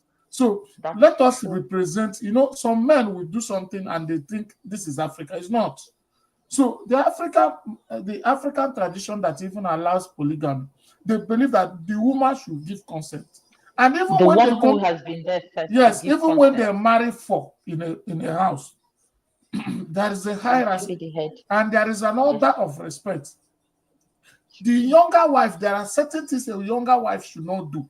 And there's a way that a younger wife will never speak to the older wife, the first wife, in the real True. traditional African setup. And it's the man that will make it work that way. Even though, because when you know that I came with Mrs. Okosin to marry you, IRUOMA, you will respect Mm. Mrs. Okosin. Yes. But when I go on my own and carry her as an imposition on you, do you understand? So, Mm-hmm. because that is the way Africans handled it. So that even when you come in, if you are 3 or 4, there's still hierarchy. There's still That's true. mutual respect among you people. Normally, the first wife always lives with the husband in the closest hut. Do you understand? That's the That's way true. it is designed in African traditional marriage. So a woman is allowed to participate. A woman is not bullied in African traditional values because a lot of people will say it as if our mothers were doing this, our mother. No, there are stories of some African men in that time that manhandled their women. That is not our tradition. Our tradition allows women to contribute, to participate. So that's what I'm going to say. So if the Gen Zs are referring to we were doing this thing because our fathers did this, they are getting it wrong. They didn't get the real traditional values of Africa. You Moving see, on, when you Mrs. look Sokos. when you look at the word, somebody's talking. No, Somebody's go talking. ahead. Okay. So when you look at the word, when you look at our ancestor, every day the word is changing. Time is changing. Every minute, every Mm-hmm. second. So when you talk about this, I don't know how when we say it's our tradition, it's ancestor. I wasn't there when all this thing started, but I can try to go back and think of why they were doing these things. Because even in my time when I was growing up, I grew up in the village. I grew up with my parents in a country. So when we were growing up, I think why this marrying a second wife, third wife, fourth wife was those days, our tradition, those days, our ancestors, riches is children. When you farm, you have big farm, you have big land, you have all those things, you are the Mm. richest person on earth. There That's is no true. big house, there is no big car, there is none of that. It was farm. So when you married a Farmers' children. wife, and you marry a wife, that wife give you 9 children, 15 children, you need more. You and that wife join together, let her get another wife to have more children so we can have a bigger farm. It was a competition about wealth then. Competition about, so when they join together, they all farm in the same farm, they live in the same place. They live in the same hut or whatever you call that house they live in. They live in the same compound. They live together. They cook together. It was all about making that farm. We don't live in that era anymore. That tradition of it's our tradition. You can leave it alone. It's not our tradition. Things has changed. It has changed, and they provide for themselves. They eat together. They do everything together. But before you get to parents, our parents, it was changing. Now, our father's time, my father's time, so many men married. Maybe some of these men. Let me give an example of this man. This man, he was okay. He was a business guy. Petty traders make money. He has little money. got a house and everything, married one, married two. By the time he married the fourth one, the oldest one is already old. When he married, everybody will just be abandoned, like leave the women to fend for themselves. He keep married. The marriage did not stop there. He keep married. One of the child was my friend when we were growing up. You know, we played together. Keep married. He even married a young, you know, they keep married. Even when they see 30 years old, they still married, they are 50. When they see 80 years old, they still married, they are 60 because of that right. So they marry all these children. By the time they get old, these children, some of the children are still like 5 years old, 10 years old, and no business. They don't have strength to do the business. Like they're not as rich as it used to be that all the women ran after them. And these young women that they marry, probably about 40 something, these men are ready to die. Then they die. When they die, these young women will go outside. Like immediately their husband died. Then as a child, I was so baffled, like, you couldn't even wait for your husband to die before you start having another man. You know, that thing they will do for them. You know, they will do something for them to go out and free them. You know what I'm talking about, tradition. They free them, they go outside. I would be like, they couldn't even wait. My friend's mom couldn't even wait for her dad to die before she just every night you see her holding a flashlight and like the people will be talking like she's going to her. As a young girl, they will be like, whoa, that's so irritating. Until I grew up. Until I grew up to know what do I call it now? I don't want to mention it here. Yeah. Men and women meeting together is. I was like, these people have been so denied of this thing for so long that they married them. By the time they have one or two child, they are not really functioning anymore. They old and they left them. No money anymore, no life there anymore. So these people, they have been testing for this thing for so long. The abuse has been so much. We shouldn't be capitalizing on that. We should be deviating from it. We should be getting away from it. We should be embracing what we have now and try to work with what we have now. Love. One man, one woman, or two men, one man. I don't know about two men, one man, whatever it is. So we should be.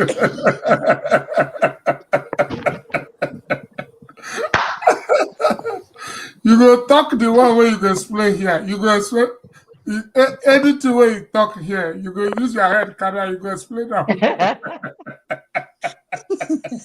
You don't talk anything. No, because when we keep saying it's our tradition.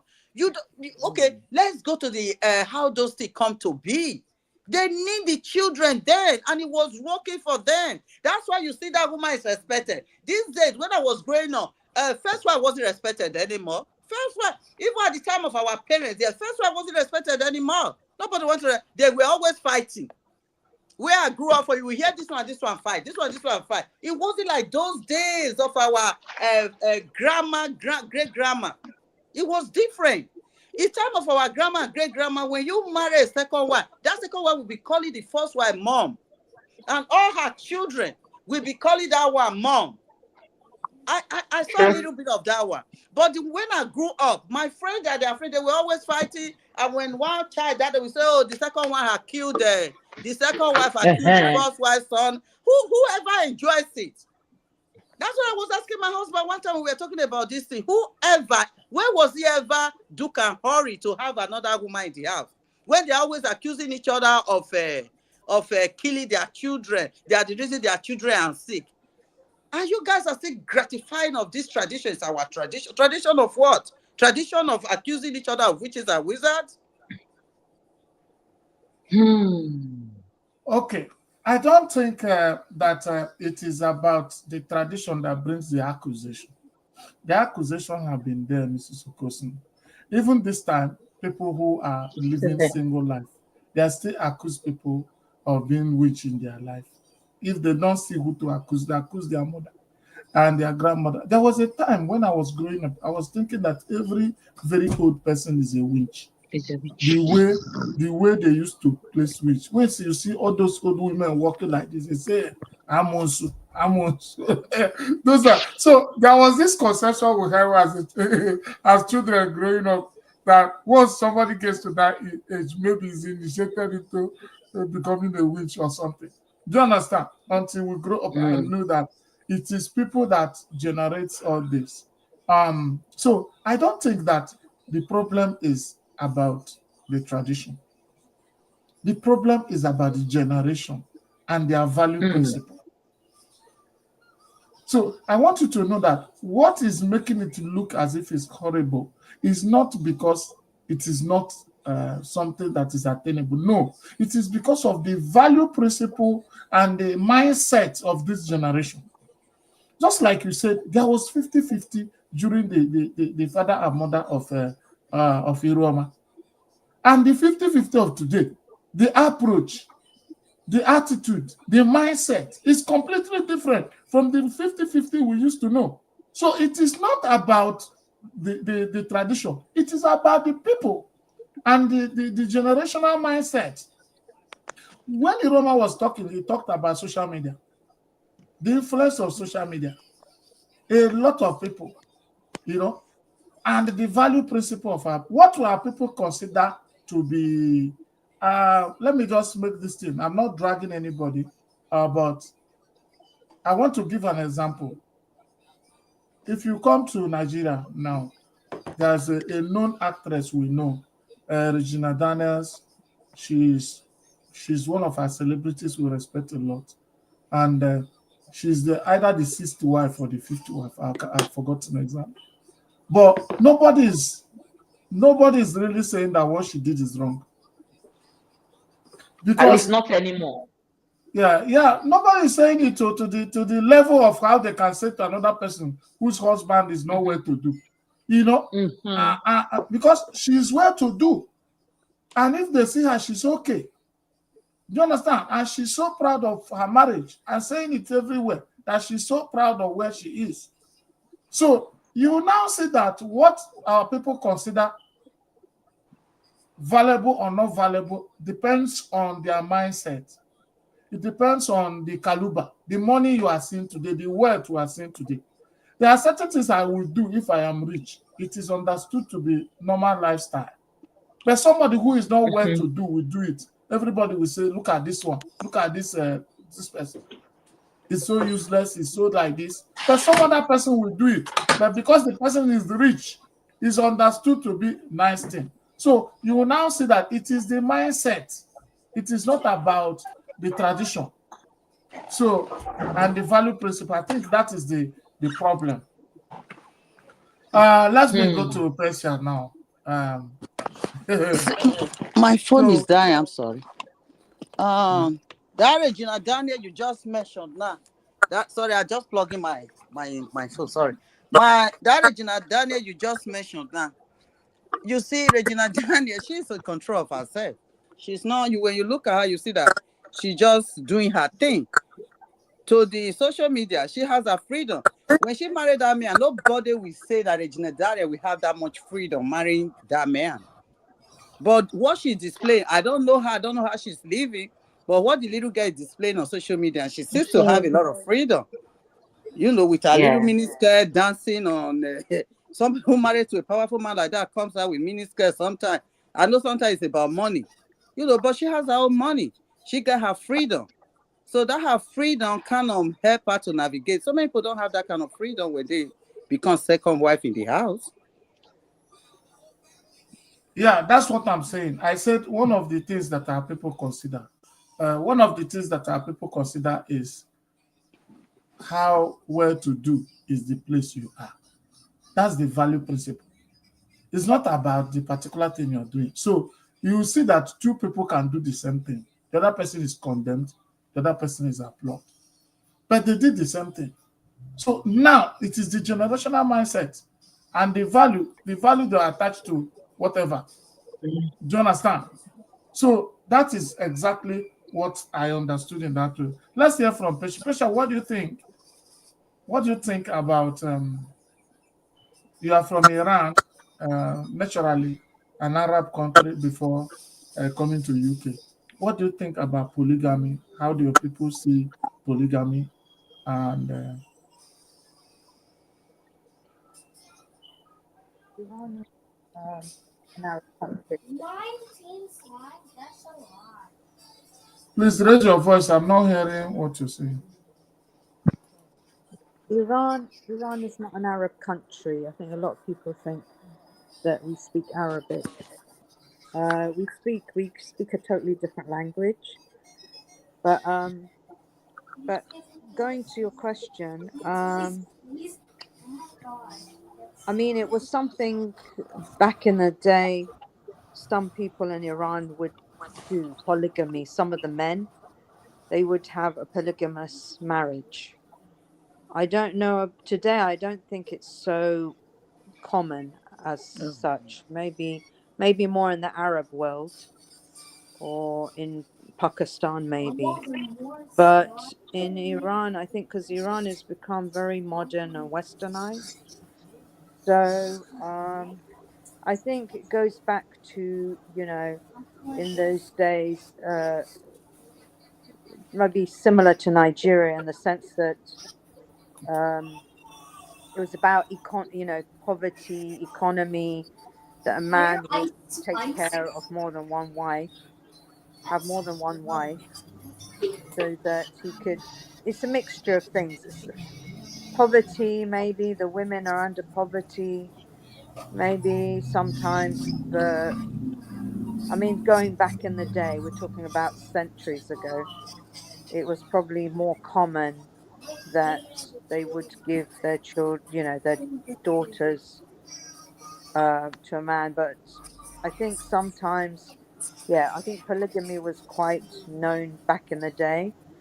And I think it stems from Islam as well, because in Islam, if you go back, when they relate to the Prophet Muhammad, they say that Prophet Muhammad had more than one wife, and the reason being was that he was looking after different. Well, this is what I understand, is that he was helping other women on an economical level, and various other reasons. But anyway, I'm not going to go into that. But today in Iran, I don't think it's so common, because I think it's Iran is very much one man, one woman now. Um, and in Iran, we have a mixture of different beliefs. We have Jews, we have Christians, we have Muslims, we have Baha'is, we have Zoroastrians. So there's different belief systems there, although the majority is Muslim. Um, I think it's very much down to the area of that country, the social, economic situation. But generally speaking, I don't think it's something. I mean, I know my grandfather just married my grandmother, um, but I don't know. I know maybe my father's side, I think maybe my father's side, my grandfather had married before and married another wife, but I don't know much about that. But yeah, I don't know if that answers your question.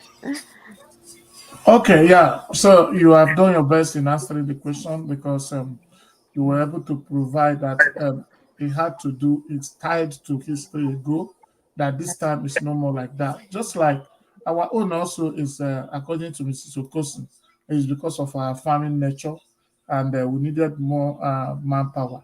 So we need to raise kids as much as possible to go into farm work. But now that the pocket, you can earn without going to farm. So there's no need for all those raising all those kind of children. So this is what I understand by what you are all saying. But okay, our topic today is submission, and we have understood. I think women are. I'm boxed in a corner today, because be like say una prepare well for me. Women prepare well for me. So I not see any man today to even talk on our side. Men, wetin happen? So are you people afraid? Now they shout submit, submit. Wey make me carry this topic come. And the people where they ask for submission, none of them was still here. So even in the comment section, everywhere now women they talk. Queen Mother again. Um, Queen Mother joining Instagram again. How come? Okay. maybe she just want to watch what we are doing from Instagram. So, Mrs. Okot, what is your advice when it comes to women in America submitting to their husband? What's your advice? Submitting to their husband. What are they submitting? When you married, the day you married, you already submitted. What other submission do they want? What submission? When we talk about we already discussed about other submission. The submission our sister priestess talk about is the submission, is the right submission. So when you say submit, what kind of submit are they looking for?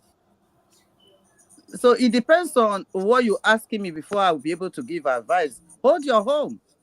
Hold your home. That's the most submissive way to marriage. Hold your home. Build your home. Keep advising your husband. Pray for your husband. Keep advising him to deviate from whatever he's doing there, because some men, most men, they refuse to grow up. Most men believe when they carry women outside, that's when they are men. But it's kind of, when I still pay attention to things now, men are really trying now these days too, because some men are, they want their children to go to the best school, they want to live in a nice home, they want to build a nice family for their family, their home. They want to say, this is my wife, this is my children. It's kind of changing too. You know, it's changing. It's no longer those days that mother-in-law will just come home and be beating you up. It's changing. Things are really changing. Things are men, even Nigerian men in Nigeria are not even allowing it down now. It's really changing. So my advice to women is hold your home, build your home. Always look forward to that future. Like the example and analysis my friend gave in that her story just now. When you say you want to tie you want to fight the man back, it's children that always suffer it. And these children are our future. Our future. We don't have to destroy our future because the man is acting badly. So be prayerful, be patient, do whatever you can do to hold your home down, because when it boils down, it's your home. It's your home. When it boils down, it's your home. No matter what. Hey, it's your home. No matter, women, Mr. Okosu said it's your home. Don't use because your husband is doing anyhow and scatter your home. Pray for and your that husband. doesn't mean you should die too. Make I talk and finish. That doesn't mean you should die too. Make I talk waiting the talk finish now. Make I finish am. You know. You don't even let me talk and finish.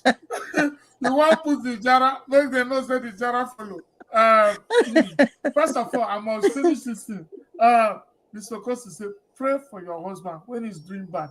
Know that bad as a bad and you're home.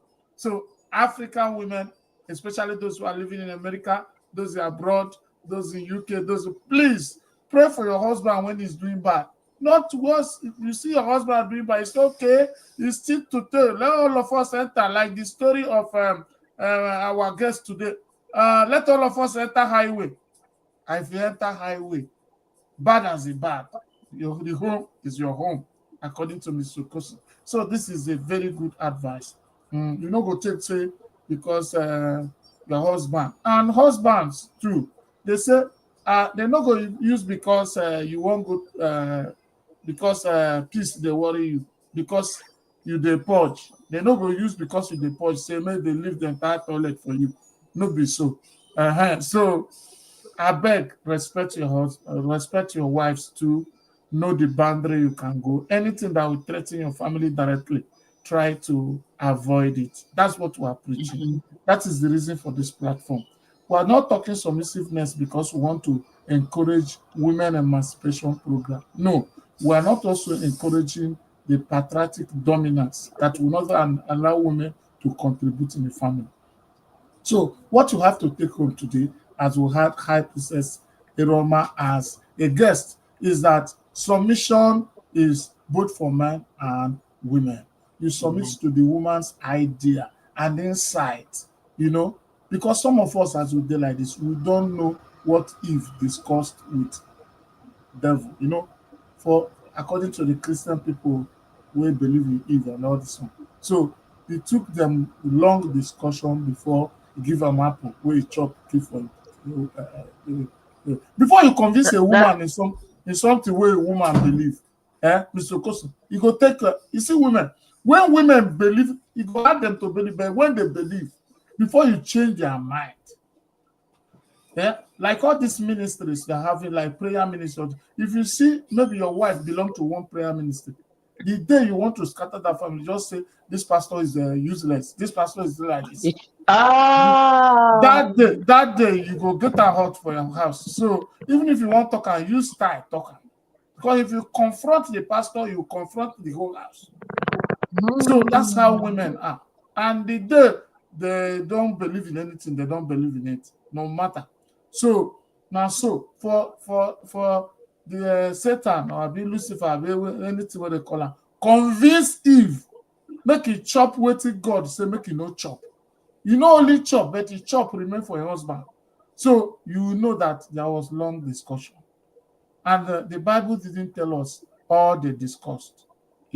That's one. Number two, they created women when we were asleep.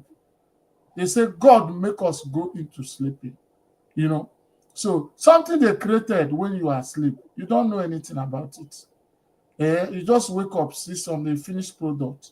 And women is the latest version of men. Is the latest model. We be like messages 230. Women be like formatic. So there are that's true. some features where they get where we no get. That's why they can always sharply do some things. So please respect the newer version of you.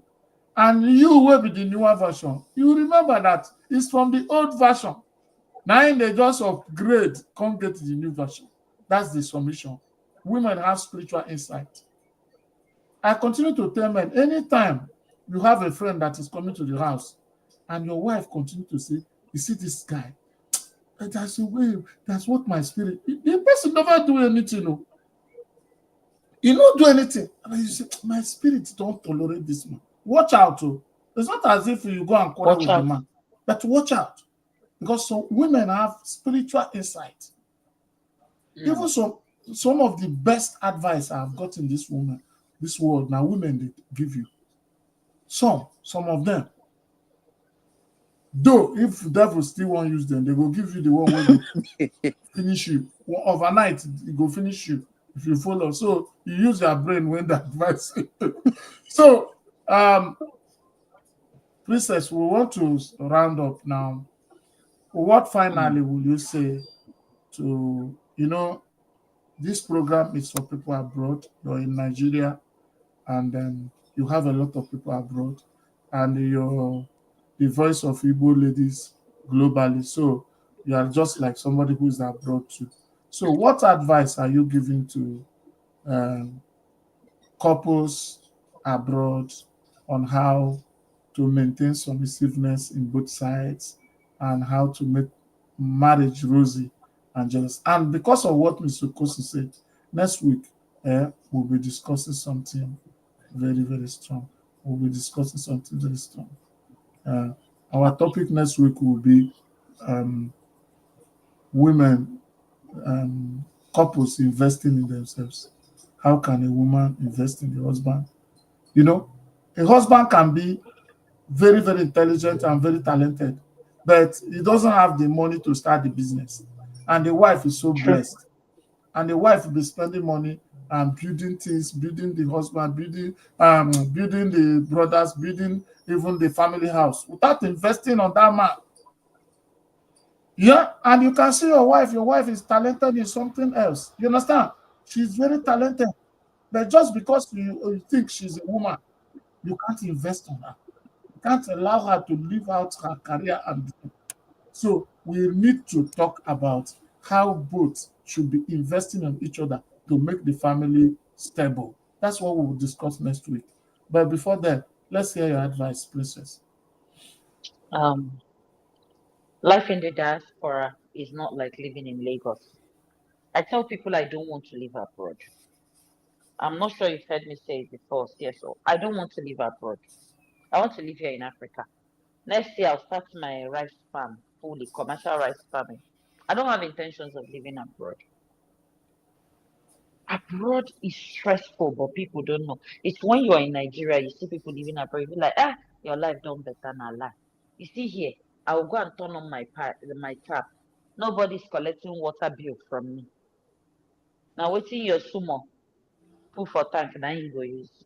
Abroad, you pay for virtually, to the air you breathe, you pay for it. Life abroad is stressful.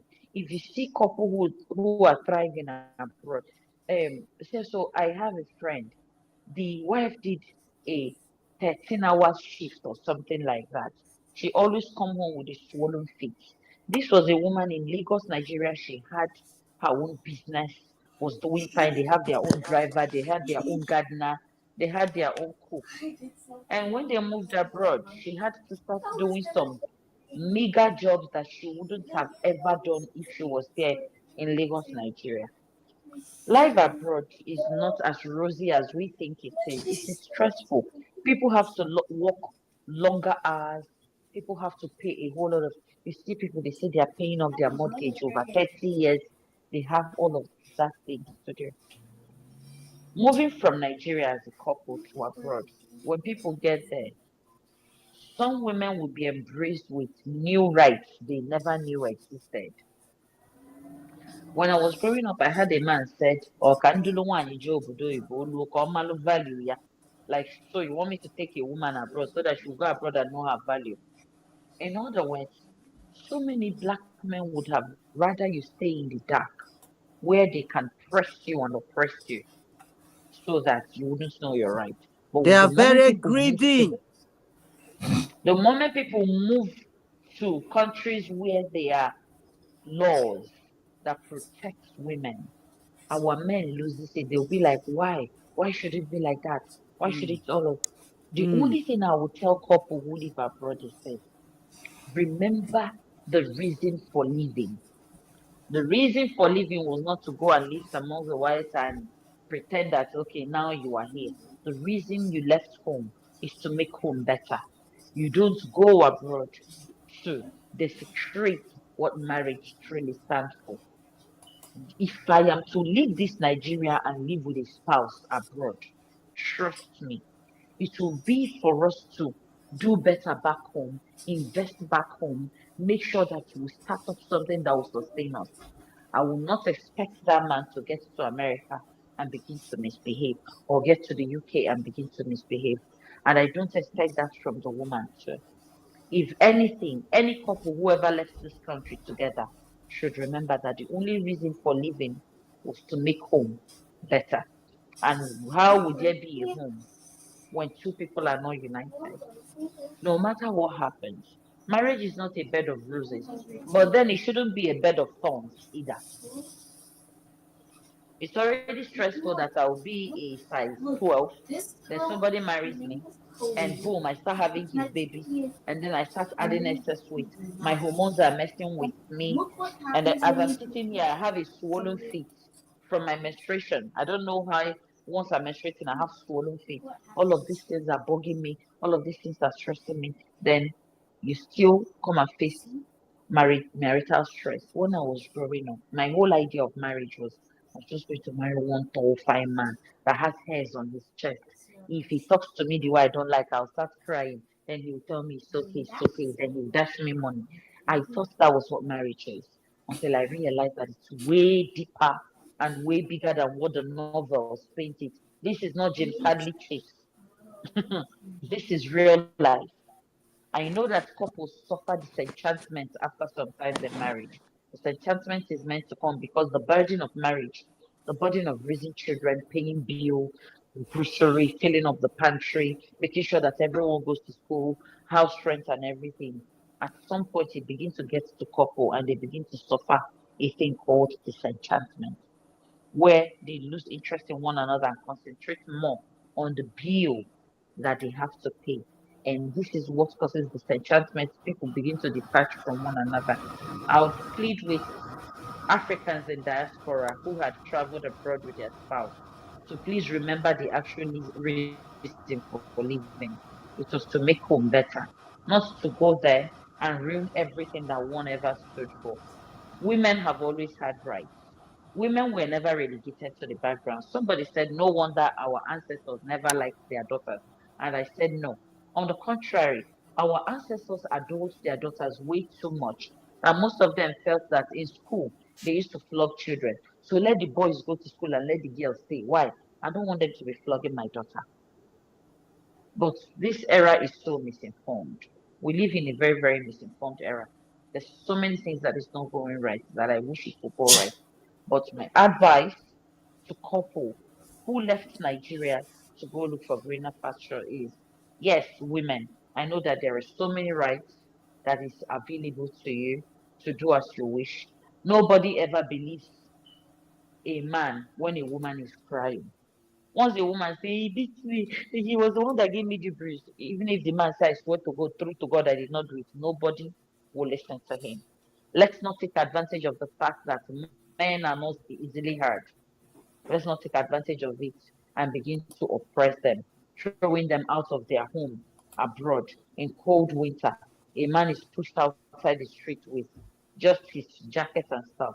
Let's stop all of that. Let's remember the reason we left in the first place is to make the family homestead what it should be. Everybody should maintain their calling, what they are called to do. Honey, I made 30 pounds today. Okay, my love, let's keep this 15 pounds. Let me use 10 pounds and buy this.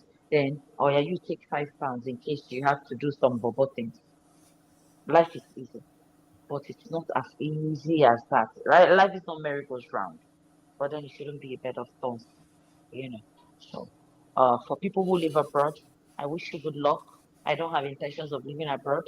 There's no time I want to go and live in America or live in Canada. I want to live in Africa and do my farming work in Africa. But to people who have decided to leave, I pray that they find their true purpose for living. They remember why they left in the first place. To the men, your wife is going to make you angry. We are women, we are annoying.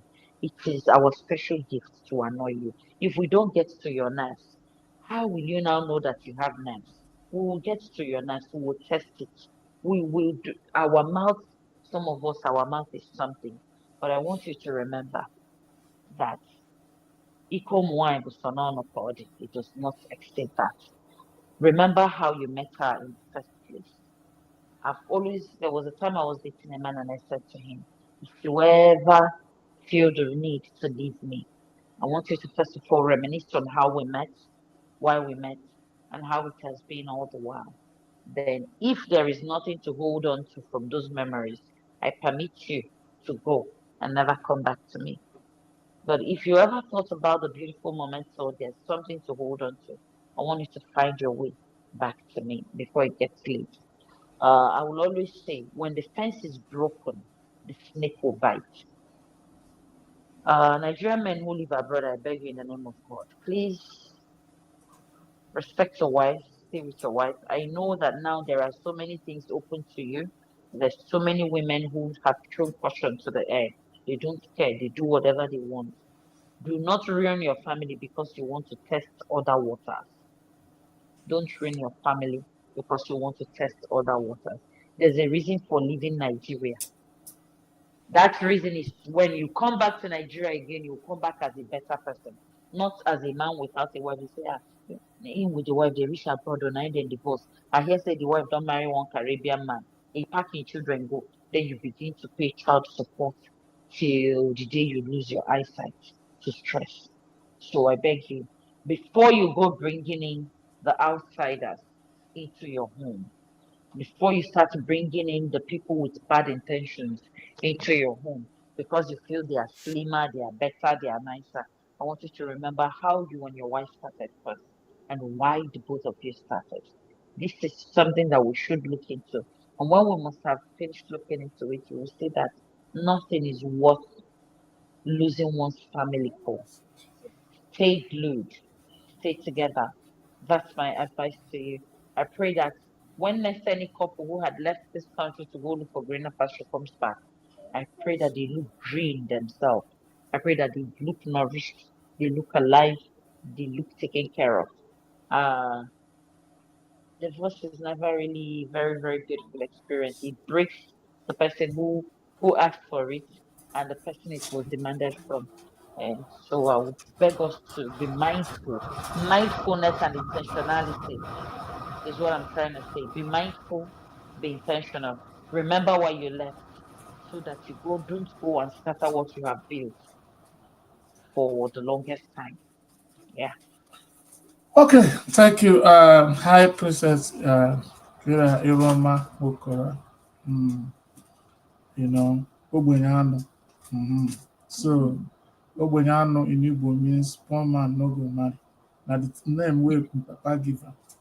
You Yeah, that's the understand? name my father gave me. You see, Ogbenyano, no wahala. We don't hear Mr. Okosin also don't hear say poor man no go marry you. No be only me hear am. So your father was really intentional.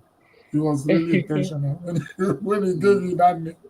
Okay, thank you for coming to the show. Thank you, Pesha, for coming to the show. Thank you, Mrs. Thank Okosi. you, We everyone. are missing our co-host, Tambari. Tambari is not here today.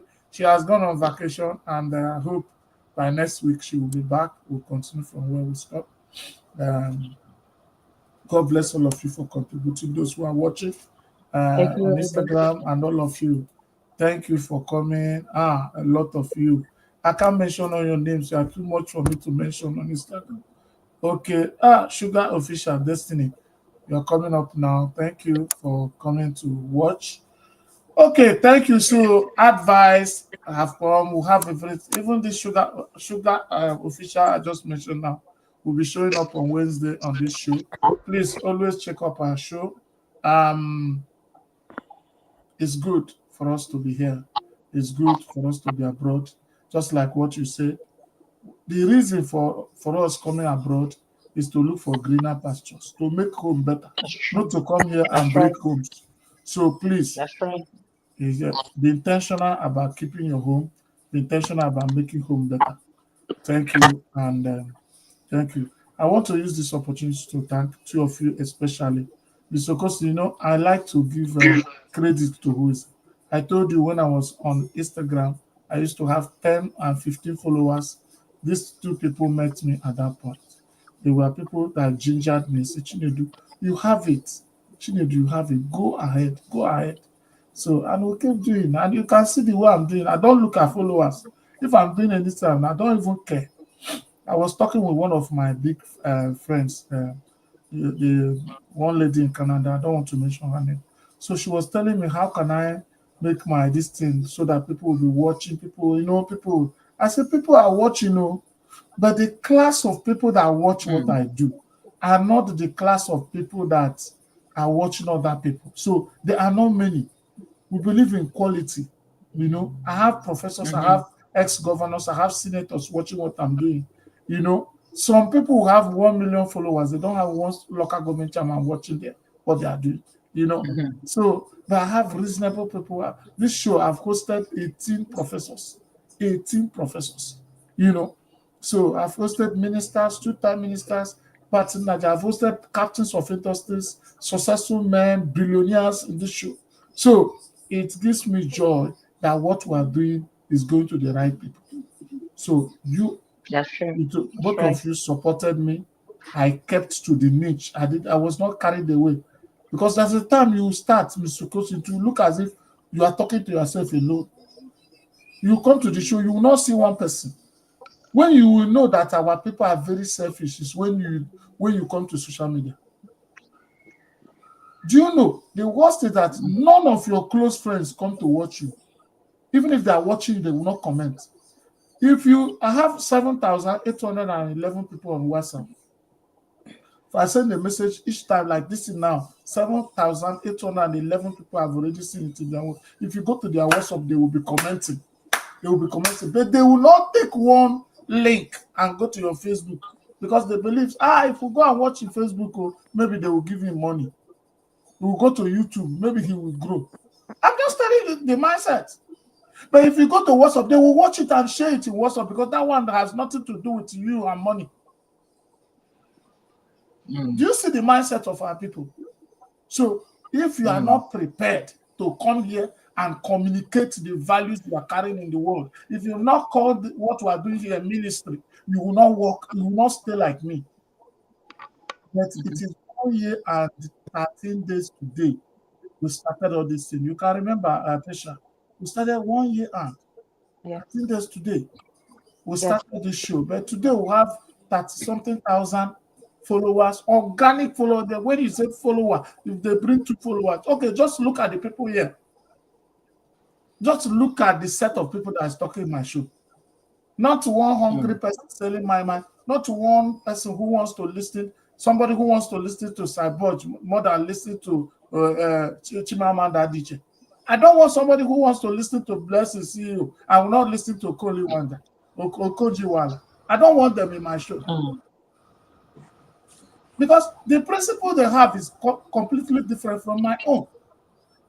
Because I have a mission. I want to project, and we want to project what our children will see tomorrow. I have 2 girls.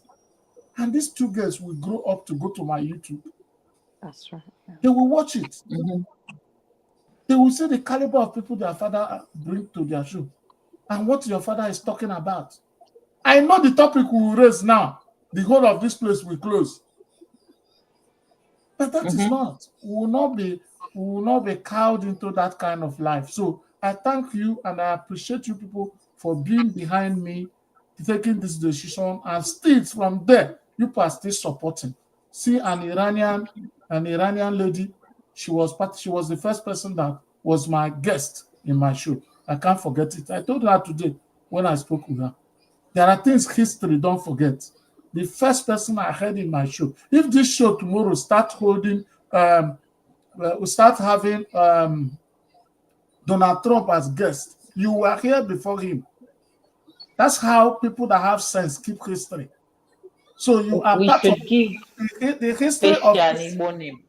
yeah, the history of this platform will not go without mentioning you as the first guest ever. So I appreciate you people. Thank you. One of these days. Sorry. Okay. Oh, sorry. You're fine. No, I go was on just ahead. am I even following you? I don't even know if I'm following you. I know I come to the show. Am I following you? I don't know. Please try and follow me on Facebook and Instagram, all those things. Just go to Chinedu Anichi TV, you see it and follow me. Then so Pesha is one woman that CSO. I make a bit Pesha na Nigeria and traditional position. And you change and we will name her Ezinwanne. Yeah. We will name her Ezinwanne. Ezinwanne means a good sister. That's what Ezinwanne means. A dear sister. That's what Ezinwanne means. You are such an amazing person. I listen to you. Your mentality shows you were raised right. You in the era where there's just too many things going on when it comes to being a woman. You are in the very few that is singled out. I enjoy most of your videos. I enjoy how you're raising Amaka. It's wonderful. Everything you are doing, I want you to know that you will reap the fruits of your good labor because you are such a wonderful woman. And Mr. Tokoson, thank you very much for making it possible for me to tap into your vast well of knowledge. Because when you speak, once you see a woman who is seasoned in there's something here, you would easily know. This woman, she has that military radicality. Correct. If you not talk, if you not use this English, I go quarrel with you. I like this English. I see Aisha Yesufu. Correct. Ginger. Aisha Yesufu kind of ginger, like let's do it. I'm here. You know, she's that kind of woman. You can stand behind me to she know they say for credit. Yeah. Thank you. You know thank that, yes. you. Whatever that means, very thank much, you. ladies. Thank you very much, ladies. I'm Thank very, you. very honored. How often are you going to be coming to the show, Mrs. Uroma? How often are you going to be coming to the show? Any day CS will bring me, I will always answer him. He knows if he calls, I'll answer. We do it He every knows. Sunday here. This one is every Sunday here. The one I always join. I haven't really joined the other ones, but every Sunday we talk. Okay. You Any know, day he says Pepe now, I sure will. every Sure Sunday we will. are free to join. Sunday is Oh, okay. live. So Sunday is a special program for everybody. I just brought you in today as a guest. Normally we don't have guests. What we have is co-host. That's Tambari, because Okay. Tambari is not around today. So I use the opportunity to fix you. Normally what we do is Okay. that on Sunday we bring a topic. Everybody calls in and start discussing. That's what we do on Sunday. But we bring Okay. topics that are related to family, especially I'll, families abroad, how we can be I'll good. We make have it a talked date. about 50-50. We have talked about DNA. We have talked about different things. Wanted to talk about spiritual husband and spiritual, but we say, okay, we'll leave her. Yeah, What because your input is very strong. If you can join us every Sundays, let's push it and see how it goes. That Okay. would be good. I'll keep a date. I'll Mm. try as much as possible to So, always Pesha, you have heard come on now, every Sunday. Sunday you chook in, come and contribute just the same time. So it will make a whole lot of sense.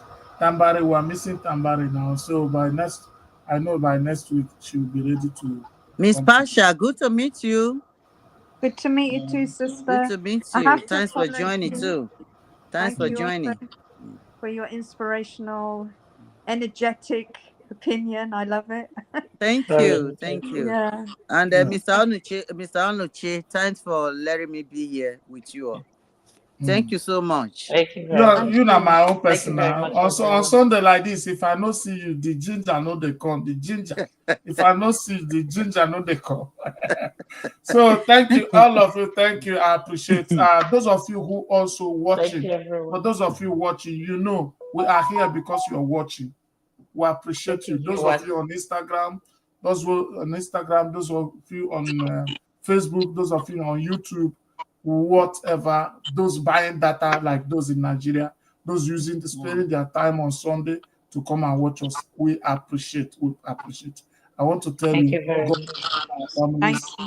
in Jesus' name. Amen. Amen. Thank you. Thank you. Thank you. Yeah, Thank you, so everyone. Bye.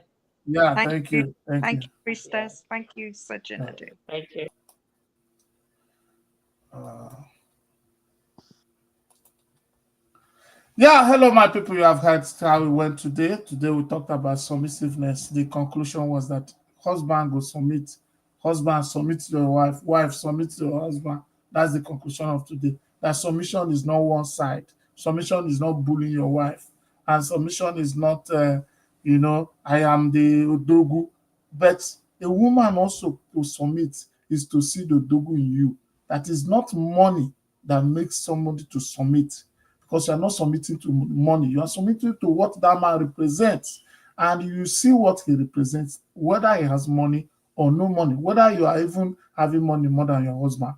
See that odogu in him that will always make you to be submissive so that the family will survive, especially families abroad. We pray that our family survives.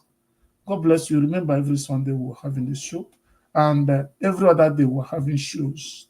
8 p.m. Nigerian time, 1 p.m. Central American time, 2 p.m. Eastern American time, depending on where you are, 7 p.m. UK. So always tune in. This is Chinedu Anichi TV, the one and only celebrity CSO and the African voice in diaspora. Have a nice day. God bless you.